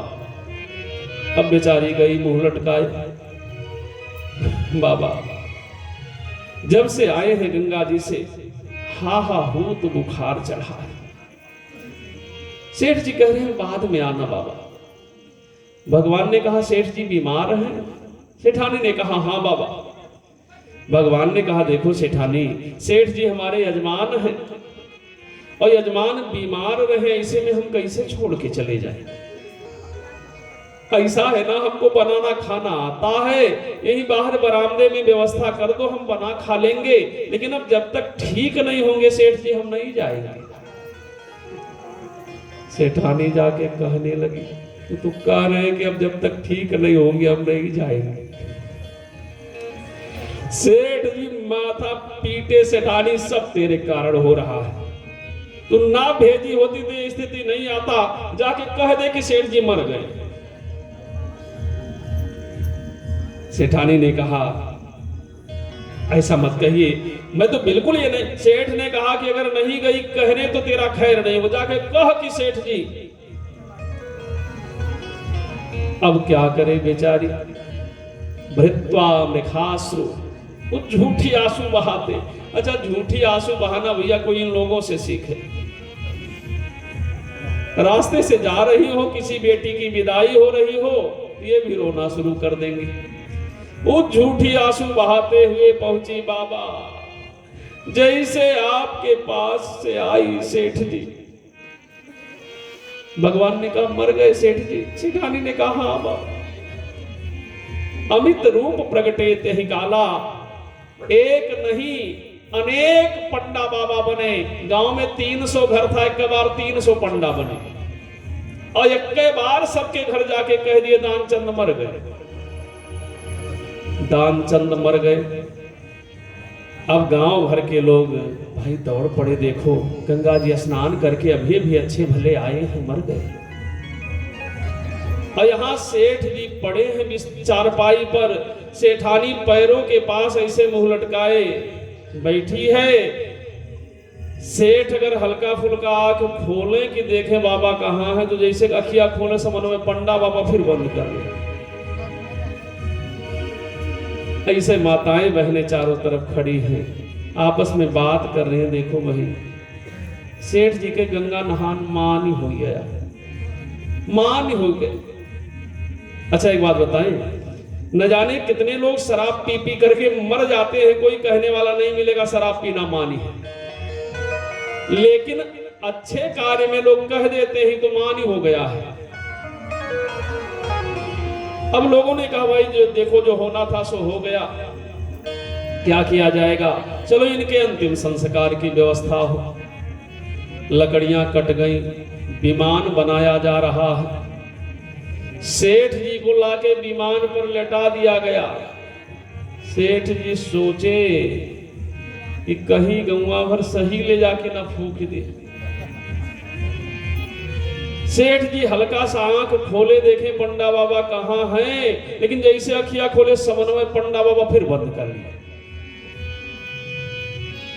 गांव वाले लेके पहुंच गए श्मशान घाट। श्मशान घाट ले जाने लगे। अच्छा, जब श्मशान घाट के लिए ले जाने लगे तो सेठानी सही सही रोवे। अब सही सही रोवे और सही सही रोते हुए कहे, ना ले जाओ, सेठ जी जिंदा है, ना ले जाओ, सेठ जी जिंदा है। ऐसे माताएं बहनें खड़ी हैं, देखो बेचारी मारे मोह के पगला गई है। ये मोहिया है, साथ नहीं छोड़ रहा, पगला गई है मारे मोह के। गांव वाले लेके चले गए, चिता बनाई गई, सेठ जी को चिता पे लटाया गया। फिर सोचा कहीं फूक ही ना दिखाऊंगा। हल्का सा आंख खोला, सामने में पंडा बाबा थे, फिर बंद कर लिया। भगवान सोचे तो निराकंजूस ठहरा, निराकंजूस। एक दमड़ी के लिए आज ही मर जा रहा है जल के। भगवान ने गांव के लोगों से कहा, भैया देखो सेठ जी तो भाई जो होना था सो हो गया, अब नहीं रहे, लेकिन ये मंत्र नहीं लिए हैं अभी। और एक नियम है कि बिना मंत्र लिए दाह नहीं करना चाहिए, तो आप गांव भर के लोग कहो तो हम इनको मंत्र दे दें। गांव वालों ने कहा, हाँ बाबा बिल्कुल ये उचित बात है, आप दे दीजिए मंत्र। भगवान गए सेठ जी के कान में बोले कि आया हूं वैकुंठ से, नाता लीजो जोड़ी। जैसे भगवान ने कहा कि हम वैकुंठ से आए हैं, वैकुंठपति हैं, नाता जोड़ लो, चट से सेठ आंख खोला, लेकिन जैसे खोला देखा पंडा बाबा, फिर बंद कर दिया। भगवान फिर बोले कि आया हूं वैकुंठ से, नाता लीजो जोड़ी। आंख बंद किए हुए सेठ जी बोले, नाता जो जोड़े चाहो तो दमड़ी दी जो छोड़ी। अगर नाता जोड़ना चाहते हो तो दमड़ी उधारी छोड़ो, तब हम नाता जोड़ेंगे। भगवान ने कहा, जाओ भैया हम छोड़ दिए उधारी। तब ये उठ के वहां से आए तो कहना ये चाह रहे हैं कि कीर्तन और जयकारम काहे कंजूसी करते हैं। थोड़ा एक बार प्रेम से कीर्तन करिए कि सीताराम सीताराम सीताराम सीताराम सीताराम सीताराम सीताराम सीताराम सीताराम सीताराम सीताराम सीताराम सीताराम सीताराम सीताराम सीताराम। राधे श्याम राधे श्याम राधे श्याम राधे श्याम राधे श्याम राधे श्याम राधे श्याम राधे श्याम। अच्छा, हम कह रहे कीर्तन करो, इतना समझाए हैं कि कंजूसी ना करो। थोड़ी आवाज बढ़ाओ। इतना समझाए हैं, लेकिन कुछ माताएं बहनें नहीं बोल रही हैं। अच्छा, समस्या है कैसे बोले बेचारी। अब किसी के पति का नाम हो सीताराम, किसी के जेठ का नाम हो राधे श्याम, तो कैसे बोले बेचारी। तो उनके लिए उपाय बता दे रहे हैं। खूब प्रेम से ताली बजाओ। ये भैया हमारे श्री राजकुमार भैया जी के रिश्तेदार हैं, मौसा जी हैं शायद। आपकी तरफ से 100 रुपए का दान, 50 रुपए का दान हुआ है। भगवान खूब कृपा करे। तो अगर कहीं किसी के पति का नाम सीताराम या राधे श्याम हो, उनके लिए उपाय बता दे। आप क्या करें कीर्तन में, वन हिक पापा वन हिक, काम चल जाएगा ना। तो आप लोग भी ताली बजाओ और सीताराम राधे के श्याम के जगह पे वो नहीं पापा कह दो। सीताराम सीताराम सीताराम सीताराम सीताराम सीताराम सीताराम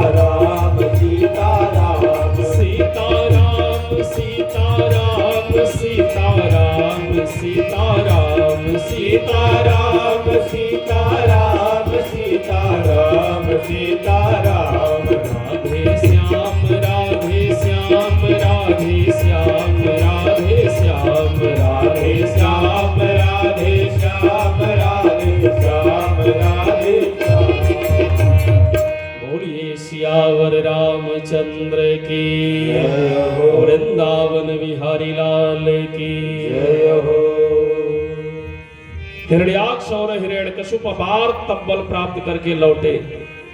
अच्छा, एक बड़ी विचित्र बात है, जब कथवा सुनाओ कुछ लोगों का मन नहीं लगता है, और ऐसे दान चंद वाली कहानी सुनाओ तो खूब कान उटेर उटेर के सुनते हैं। तो कथो कम से कम बढ़िया से सुनो, तो फिर दान चंद वाली कभी कभी हो जाएगी कहानी। हिरण्याक्ष और हिरण्यकशिप तपस्या करके लौटे, अपना एक साम्राज्य बनाया, बार तब्बल प्राप्त किए हैं। एक दिन छोटा भाई हिरण्याक्ष कंधे पर गदा लेके निकला दिग्विजय करने के लिए। दिग्विजय माने देखे कोई है मेरे टक्कर का, तो हिरण्याक्ष जिस दिशा में निकल जाता उस दिशाओं के रक्षक देवता रास्ता खाली कर देते। दिशाएं कितनी हैं? कितना है? 4 नहीं, दिशाएं 10 है। 4 दिशा है, 4 कोण है, ऊपर और नीचे। पूरब के देवता, पूरब के रक्षक देवता इंद्र होते हैं। इस कोण के देवता अग्नि होते हैं। दक्षिण के यम होते हैं। इस कोण के देवता नैऋत्य होते हैं। पश्चिम के देवता वरुण होते हैं। इस कोण के देवता वायु होते हैं। उत्तर के देवता कुबेर होते हैं, और इस कोण के देवता स्वयं भगवान शिव हैं, क्योंकि उनका कैलाश इधर ही है। ऊपर के देवता ब्रह्मा हैं, और नीचे के देवता अनंत हैं। अनंत माने शेषनाग, और ऊपर के रक्षक देवता ब्रह्मा है। तो यह जिस दिशा में निकल जाता, दिशाओं के वह दिग्पाल, वह देवता रास्ता खाली कर देते। जब इससे कोई लड़ने वाला नहीं मिला, तो अब यह पृथ्वी से पैर को दबाने लगा, पैर से पृथ्वी को दबाने लगा। अच्छा, जिसका सिर अंतरिक्ष छू रहा हो पृथ्वी दबा ही सकता है। इतनी जोर से पृथ्वी माता को दबाया कि पृथ्वी माता तत्क्षण रसातल में चली गई। अब पृथ्वी माता रसातल में चली गई, ब्रह्मा जी बैठे सृष्टि रचना कर रहे थे, पृथ्वी गायब। इस समय क्षणिक प्रलय हुआ है। क्षणिक माने थोड़े समय का। इतने में हुआ क्या, जैसे पृथ्वी रसातल में गई, ब्रह्मा जी को छींक आई, और उसी समय ब्रह्मा जी के नासा छिद्र से अंगुष्ठे के आकार की एक सुअर आकृति, शूकर आकृति जल में गिरी। और देखते ही देखते वह शूकर आकृति कई करोड़ योजन विस्तीर्ण हो गई, बड़ी आकृति हो गई। और वह कोई और नहीं, भगवान ही हैं, जो आज शुकर वाराह अवतार लेके आए हैं। बोलिए वाराह भगवान की जय हो। अब आजकल के बच्चों के मन में एक प्रश्न जगता है, बाबा कि भगवान को वाराह बनने की क्या जरूरत थी? तो एक बात स्पष्ट कर दें, एकैव शक्ति है परमेश्वरस्य भिन्ना चतुर्धा व्यवहार काले। वह ईश्वर एक है, जब जहां जैसा व्यवहार करना होता है वही बन जाते हैं। जैसे आदरणीय पांडे जी परिवार में एक ही है। आप जन्मे होंगे, किसी ने आपको बेटा कहा होगा, और बड़े हुए किसी ने भैया कहा, और बड़े हुए किसी ने चाचा कहा, और एक समय आया कोई पिताजी कह रहे हैं, और समय आ गया तो कोई बाबा कह रहा है, कोई नाना कह रहा है, लेकिन आप तो एक हैं। वैसे वह नारायण एक है, जिन्हें लोग कहते हैं ईश्वर एक है, गॉड एक है। सारा मामला वही है, एक है, लेकिन भिन्ना चतुर्धा व्यवहार काले। जब जहां जैसा व्यवहार करना हुआ वही बन गए। जब मर्यादा की स्थापना करनी हुई तो मर्यादा पुरुषोत्तम राम बन गए। भक्तों को आनंद देना हुआ तो लीला विहारी कृष्ण हो गए। ठीक है, पृथ्वी को रसातल से आज लाना है तो वाराह बने। क्यों? वाराह सूकर का मुख इतना कठोर होता है कि वह कठोर से कठोर जमीन खोद देते हैं सुअर। और यहाँ हिरण्याक्ष पृथ्वी को रसातल में छिपाया है। अतल वितल सुतल तलातल को खोद के रसातल तक जाना है। सो भगवान 12 बन गए। 12 भगवान अपनी दाढ़ों पर ऐसे पृथ्वी को लेकर के निकल रहे हैं। ऐसा इधर अब पृथ्वी है नहीं, केवल पानी बचा। आप लोग पढ़े ही होंगे, सृष्टि में 3 भाग पानी है, 1 भाग पृथ्वी है। पानी बचा है तो हिरण्याक्ष आकाश मार्ग से चलने लगा। अच्छा, क्या खोज रहा, क्या रिसर्च रहा, कैसा विज्ञान रहा हमारे ऋषि मुनियों का कि उस समय लोग विमान से नहीं स्वतः आकाश में उड़ा करते थे। अच्छा, जैसे आज हमारे वैज्ञानिक रिसर्च करते हैं तो कहीं कहीं आतंकवादी भी रिसर्च कर लेते हैं। आज ईरान इतना जो डट के लड़ रहा है उसमें हिजबुल्लाह का सहयोग है और कई लोगों का सहयोग है कि अमेरिका जैसे देश अब सोचने के लिए विवश हो रहे हैं। तो जैसे ऋषि मुनि रिसर्च करते रहे वैसे राक्षस भी रिसर्च करते रहे। आज हमारे वैज्ञानिक रिसर्च कर रहे हैं तो ओसामा बिन लादेन भी रिसर्च किया था। जितने रिसर्च ऋषि करते थे उतने राक्षस भी करते थे। आकाश मार्ग से हिरण्याक्ष जा रहा है। इतने में देखा कि एक तरफ से नारद जी आ रहे हैं। वो बीड़ा बजाते, हरि गुण गाते, हाथ बढ़ाया, इसे नारद जी को पकड़ा। ए बाबा, दिन भर घूमते हो, आ जाओ हमसे लड़ो, आ जाओ हमसे लड़ो। अब नारद जी लगे कांपने। नारद जी ने कहा, भैया हमको लड़ना भिड़ना नहीं आता है। हिरण्याक्ष ने कहा, लड़ना नहीं आता है तो मेरे टक्कर का योद्धा है, बताओ। बहुत घूमते हो तीनों लोक में। अच्छा, नारद जी ठहरे नंबर 1 के लड़ाई करवैया। नारद जी ने कहा, अभी यही जल में से एक वाराह निकलेंगे, उन्हीं से लड़ लेना। और इतने में मेरे वाराह भगवान यथास्थान पृथ्वी को स्थिर किए, खड़े हुए थे। इतने इसने बड़ी जोर से ललकारा, है जंगली जीव आके मुझसे युद्ध कर। वाराह भगवान ने कहा कि सत्यम वयंभो वन गोचरा मृगा युष्मान द्विधान मृगये ग्राम सिंहान। सत्य में तूने मुझे जंगली जीव कहा है, लेकिन सुन, तुझ जैसे ग्राम सिंह को मारने के लिए आज हम जंगली जीव बने हैं। ग्राम सिंह जानते हैं कि नहीं? तो दिनकर जी की एक कविता है, ग्राम सिंह तेरी पुकार। ग्राम सिंह माने गांव का शेर। वो अपने अपने गांव के शेर कौन होते हैं? कुत्ते होते हैं। अब तो थोड़े समझदार हो गए हैं। 8-10 वर्ष पहले अगर इसे रात में किसी गांव से निकल रहे हैं अपनी बाइक लेकर, तो उस गांव के ग्राम सिंह कुछ दूर तक जरूर दौड़ाते थे। और अगर भागने में कमजोर है तो गिर भी पड़ते आप। भाई, अपने अपने गांव के शेर वही है। इसने भगवान को जंगली जीव कहा तो भगवान ने इसे ग्राम सिंह कहा। पहले व्यंग बाण चले, फिर गदा युद्ध प्रारंभ हुआ। भगवान ने इसकी गदा तोड़ डाली, फिर बाह युद्ध होने लगा। इतने में भगवान एक मुष्टिक प्रहार किए और जैसे मुष्टिक प्रहार किए रुधिर बमन करते हुए निढाल हो गया। बोलिए वाराह भगवान की। आकाश मार्ग में खड़े देवता जयकारा लगाए, लेकिन आधे देवता कहे जय हो, आधे इसे चुप रह गए। जैसे वो पश्चिम टोला वाले चुप रहे, इधर वाले बोले हैं, वैसे आधे ही देवता कहे जय हो, आधे नहीं बोले तो कहे भैया काहे नहीं, आप लोग बोले। उन देवताओं ने कहा बहुत जय हो कर रहे हो। मामला एक मुक्के का है, अगर कहीं खड़ा हुआ तो तुम लोगों की खैर नहीं होगी, करो जयकारा। वो तो बहुत देर तक जब देखे ये नहीं हिल डुल रहा है, तब सब मिलके जयकारा लगाए। बोलिए वाराह भगवान की। इस तरह से भगवान वाराह अवतार लेकर के हिरण्याक्ष का वध किए। अच्छा, हिरण्याक्ष का बड़ा भाई है हिरण्यकशिप। हिरण्यकशिप की चर्चा आगे सुनेंगे। तो बात चल रही थी कहां, करदम देवहूति की 9 कन्याएं हुई हैं, जिनमें सबसे बड़ी है मरीच। कला है जिनका विवाह मरीच से हुआ, उन्हीं से कश्यप हुए।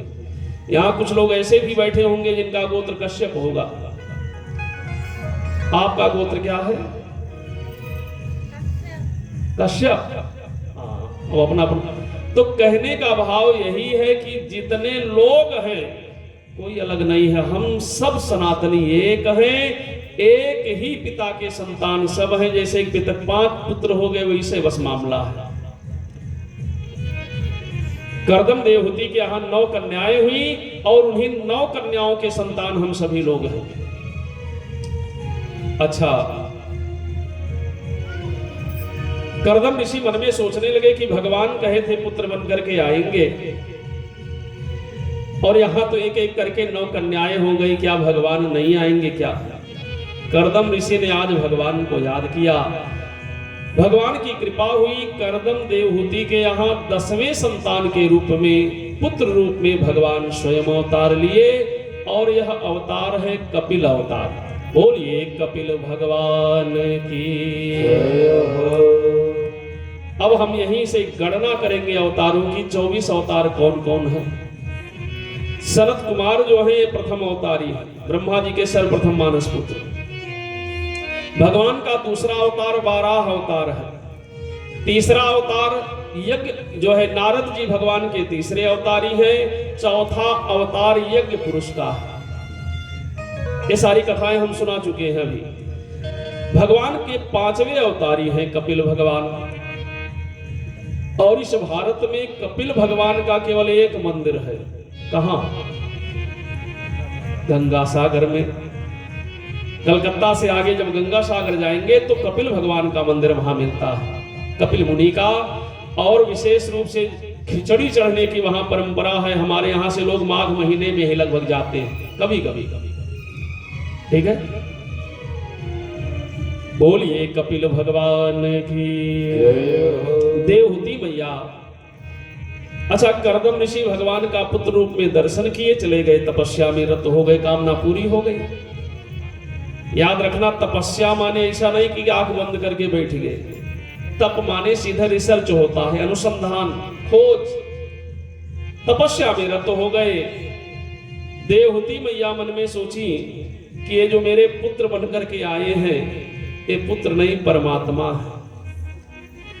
और आज मेरी 9 बेटियां अपने अपने पति के घर से आई हैं, तो क्यों ना बहती गंगा में मैं गोता लगा लूं।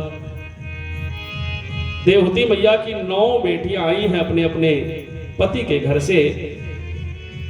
देवहूति मैया कपिल भगवान को स्नान कराई, सुंदर वस्त्र पहनाई, माथे पर टीका लगा दी। सामने ऐसे जैसे आप बैठी हैं देवहूति मैया बैठी, पीछे इनकी 9 बेटियां बैठी हैं।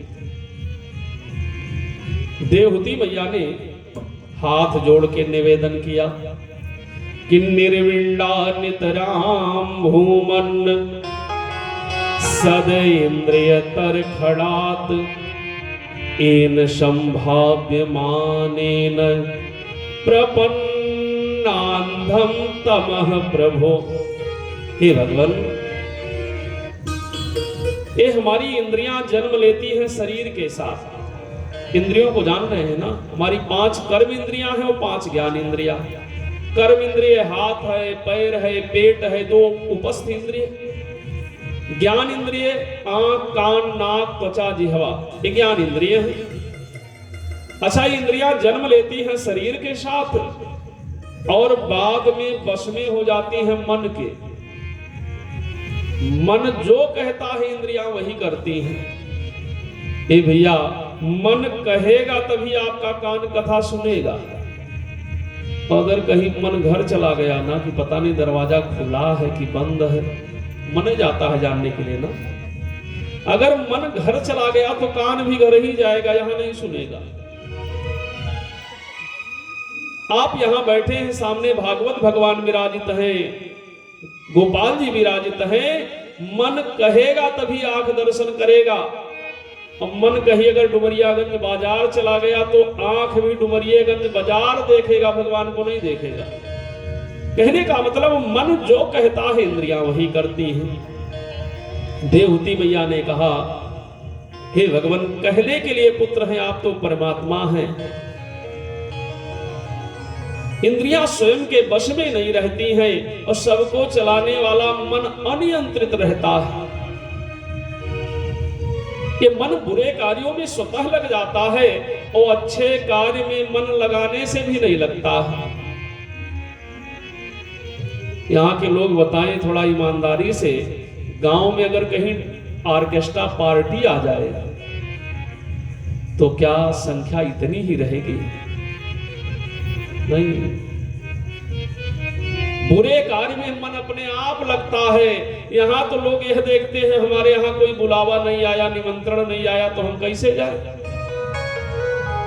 लेकिन वहां नहीं सोचते हैं। क्यों? क्योंकि वहां मन ले जाता है दौड़ा के, और मन अधोगामी है, बुरे कार्यों में लग जाता है, और ऐसा लग जाता है कि व्यक्ति को रसातल में पहुंचा देता है।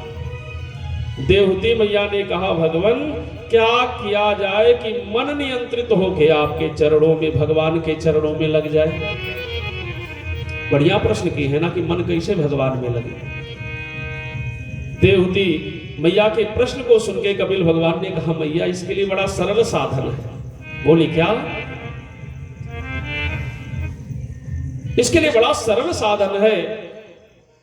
देवहूति मैया ने कहा, क्या साधन है? कपिल भगवान ने कहा, हे मैया, मन को ले जाके संत चरणों में बांध दो, संत चरण में बांध दो। देवहूति मैया ने कहा, लेकिन संत माना किसको जाए? वो जिनकी लंबी लंबी जटाएं हों, दाढ़ी हो, वह संत है। जो भद्र रहते हैं वह संत है। जो छाप तिलक लगाते हैं, त्रिपुंड लगाते हैं, वह संत है। ऊर्ध्व पुंड लगाते हैं, वह संत है। श्वेतांबर धारण करे वह संत है। पीतांबरी धारण करे वह संत है। संत माना किसको जाए?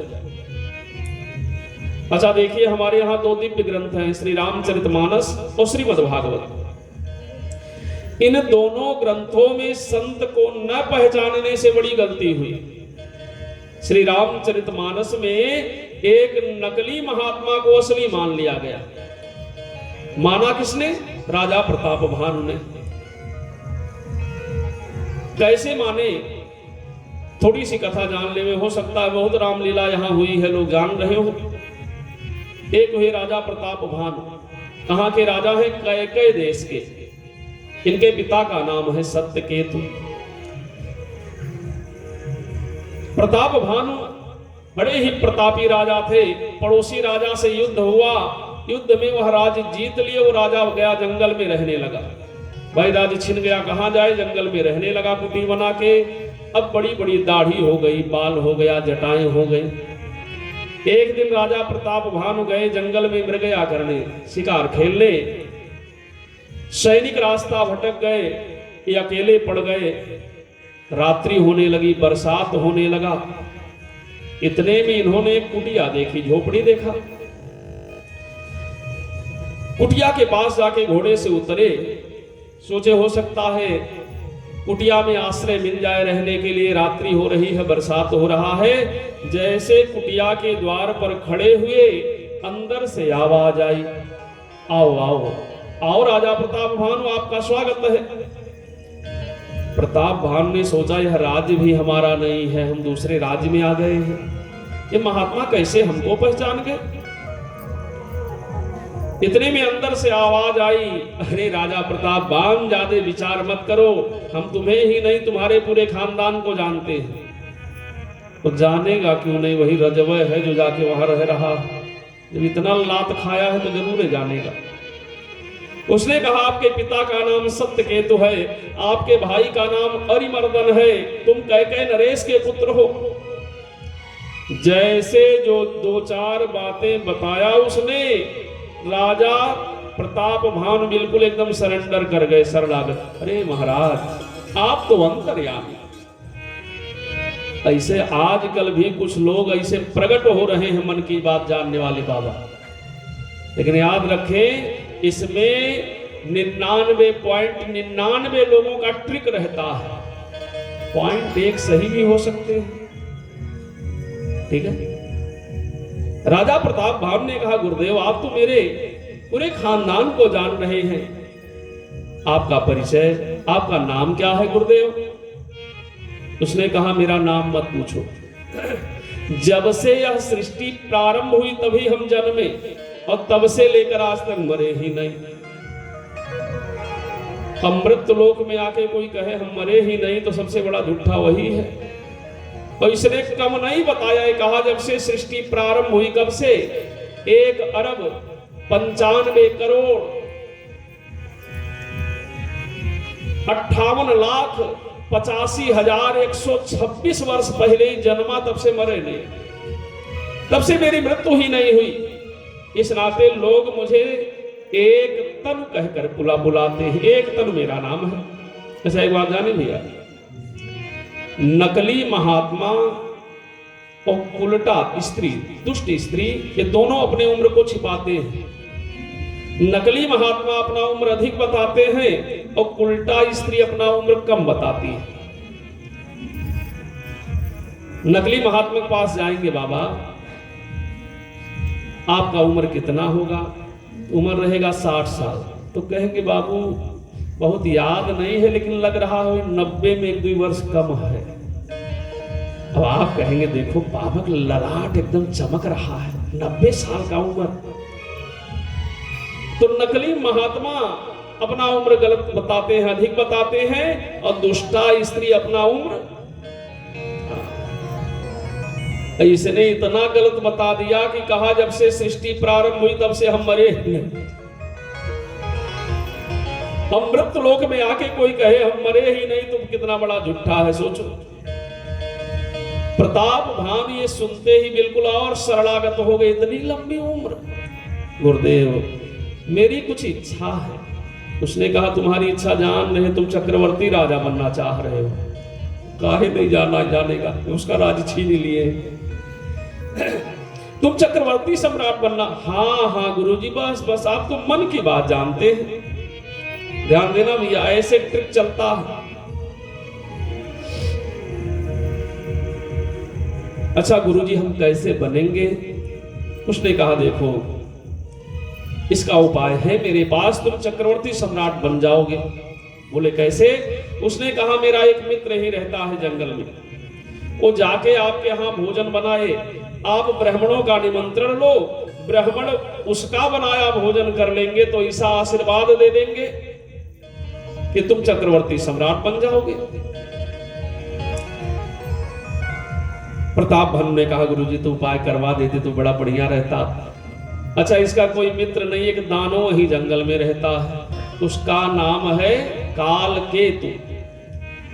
इसने कालकेतु को बुलाया, पूरी बात बताई। कालकेतु घोड़े सहित राजा को महल में पहुंचा दिया, राजा के रसोइये को हर के लाया, जंगल में बैठा दिया, और कालकेतु दानव रसोइया बन के गया, वहां पर भोजन बनाया।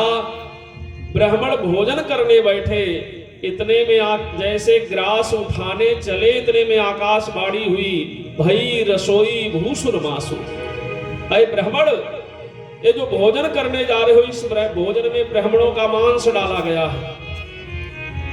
भाई जब दानव बनाएंगे भोजन तो यही होगा ना। ब्राह्मणों को क्रोध आ गया। राजा प्रताप भानु निमंत्रण लेकर के तुमने ब्राह्मणों का निमंत्रण लेकर ब्राह्मण का मांस खिला रहे हो, जाओ हम ब्राह्मण श्राप दे रहे हैं, तुम परिवार सहित राक्षस हो जाओ। वही प्रताप भानु ही अगले जन्म में रावण हुआ, उसका भाई अरिमर्दन ही कुंभकर्ण हुआ, उसका मंत्री विभीषण हुआ। किसके नाते राक्षस बने ये सब? एक नकली महात्मा को असली समझ ली। हमने निवेदन किया है जीवन में नकली को असली समझो तो भी गलती है, और अगर कहीं असली महात्मा को नकली समझ लो तो भी गलती। भाई भागवत जी में परीक्षित कल कथा सुने हैं, समीक ऋषि असली, समाधि असली, लेकिन परीक्षित ने कहा नहीं नहीं महात्मा नकली है, आंख बंद करके बैठा है, गए सांप डाल दिए गले में, श्राप लग गया 7 दिन में मरने का। तो अगर हम कहीं असली को नकली समझ ले तो गलती। देवहूति मैया ने कहा भगवान आप कह रहे हैं कि मन को नियंत्रित करने के लिए संत चरणों में बांध दो, तो संत माना किसको जाए? बढ़िया प्रश्न किए है ना। अगर भाई अगर हम कहीं नकली को असली मान लिए तो भी गलती है, राक्षस बनना पड़ेगा जैसे प्रताप भानु बने। अब आप कहेंगे बाबा हम कैसे बनेंगे राक्षस? तो वैसे बनेंगे जैसे हरियाणा वाले, हरियाणा के एक व्यक्ति को एकदम असली महात्मा मान लिया था, नकली। वो परेशान था फिल्मी एक्टिंग करने के लिए, लेकिन उस नकली को लोग असली मान लिए। पंचामृत से स्नान कराने लगे, वह पंचामृत लेने लगे। जब उसकी पोल खुली, जेल होने लगा, तो हरियाणा के उसके अनुयायी, उसके मानने वाले ऐसे राक्षस बन गए कि हरियाणा जलने लगा एक दिन। अब नाम बताना कोई जरूरी नहीं है उसका। तो अगर कहीं हम असली महात्मा को नकली समझ ले तो ही गलती। तो देवहूति मैया ने कहा भगवान संत को पहचाना कैसे जाए कि असली है कि नकली है? कपिल भगवान ने कहा मैया संत के कुछ लक्षण होते हैं, अगर वह किसी में मिल जाए तो उसी को संत मान लेना। तितिक्षवः कारुणिका सुहृदः सर्वदेहिनां अजात शत्रवः शान्ताः साधवः साधु भूषण। मैया संत के लक्षण है, पहला लक्षण है तितिक्षवः, सहनशीलता होनी चाहिए। अब आप कहे बाबा कितनी सहनशीलता हो तो हम संत माने जाएंगे? इतनी सहनशीलता कि आपके सहनशीलता को देख करके किसी की बुरी सोच भी अच्छी हो जाए। दूसरा है करुणा, दया होनी चाहिए। अच्छा, दया करते समय अपने पराये का भेद ना करें। तीसरा, प्राणी मात्र के प्रति मित्रवत भाव होना चाहिए। चौथा, अजात शत्रु होना चाहिए। अजात शत्रु माने जिसका कोई शत्रु ना हो, जिसका कोई शत्रु ना। आपको कोई शत्रु माने भी, लेकिन दुनिया में आप किसी को शत्रु ना माने। अब हम इतने लोग बैठे हैं, अपना अपना सोचें कि हम किसी को शत्रु मानते हैं कि नहीं मानते। तो भाई लोग कहेंगे बाबा कोई शत्रु नहीं है, लेकिन सबसे बड़ा शत्रु तो अपना पटीदार है। आगे वाले लोग कहेंगे बाबा कोई नहीं है, सबसे बड़ी शत्रु तो अपनी ससुरी है। ऐसे कह देंगे। नहीं, आपको कोई शत्रु माने भी लेकिन आप किसी को शत्रु ना मानो, तो समझ लीजिए आप में संत का लक्षण है। आप गृहस्थी में रहते हुए भी संत है। और संत का पांचवा लक्षण है शांत स्वभाव हो। यह पांचों लक्षण जिस किसी में मिले उसी के चरणों में मन को बांध दो, अपने आप मन भगवान में लग जाएगा। कपिल भगवान ने जो उपदेश दिया है उसी उपदेश को सांख्य शास्त्र कहा जाता है, सांख्य शास्त्र। लेकिन आए उसी सांख्य शास्त्र को एक भजन के रूप में हम लोग गुनगुनाएंगे। इसे भजन नहीं, एक उपदेश के रूप में सुनिएगा। कि मन की तरंग मार लो बस हो गया भजन। मन की तरंग मार लो बस हो गया भजन। मन की तरंग मार लो बस हो गया भजन। मन की तरंग मार लो बस हो गया भजन। आदत बुरी सुधार लो, आदत बुरी सुधार लो बस हो गया भजन। आदत बुरी सुधार लो बस हो गया भजन।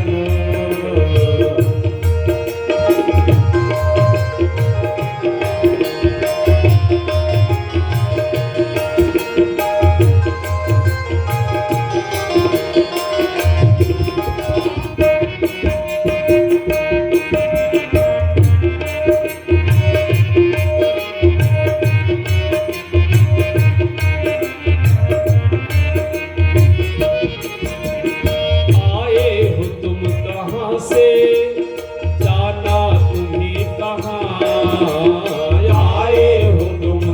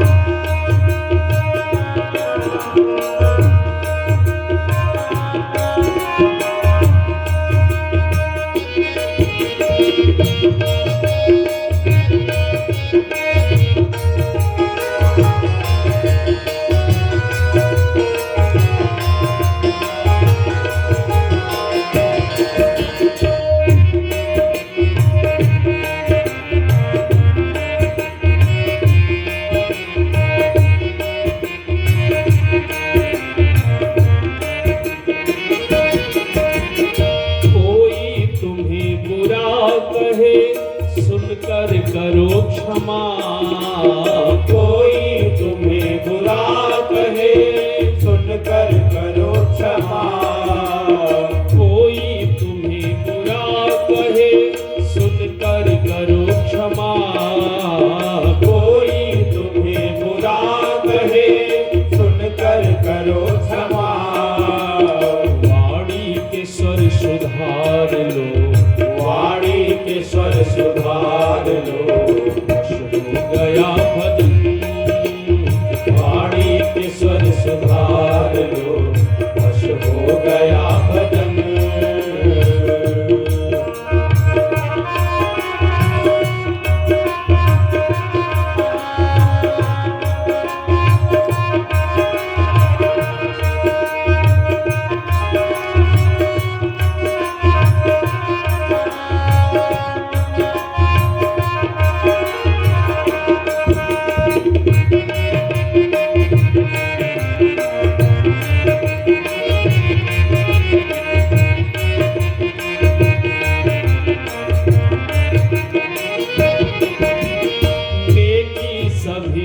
साथ में बन जाए तो करो। नेकी सभी के साथ में बन जाए तो करो। नेकी सभी के साथ में बन जाए तो करो। नेकी सभी के साथ में बन जाए तो करो। पर फिर बदी का भार लो, मत सिर बदी का भार लो, वश हो गया भजन। मत सिर बदी का भार लो, वश हो गया भजन।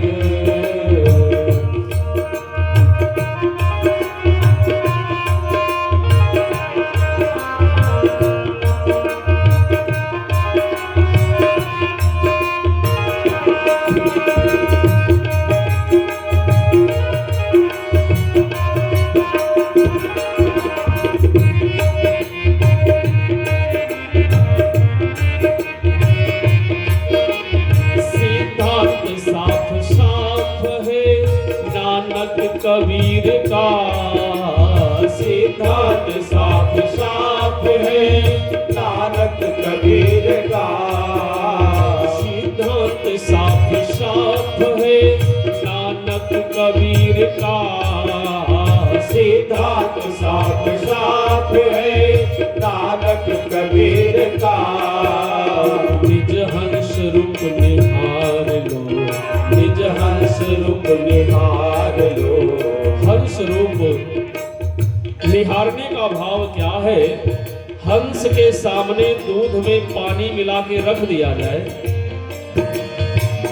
तो हंस केवल दूध पी लेता है, पानी छोड़ देता है।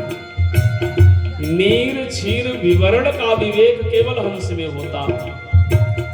उसी तरह से एक अच्छे व्यक्ति को चाहिए संसार में अच्छाई भी हो बुराई भी हो, जड़ चेतन गुण दोषमय शौकीन करता। संत हंस गुण गहहि पय परिहरिवारी विकार।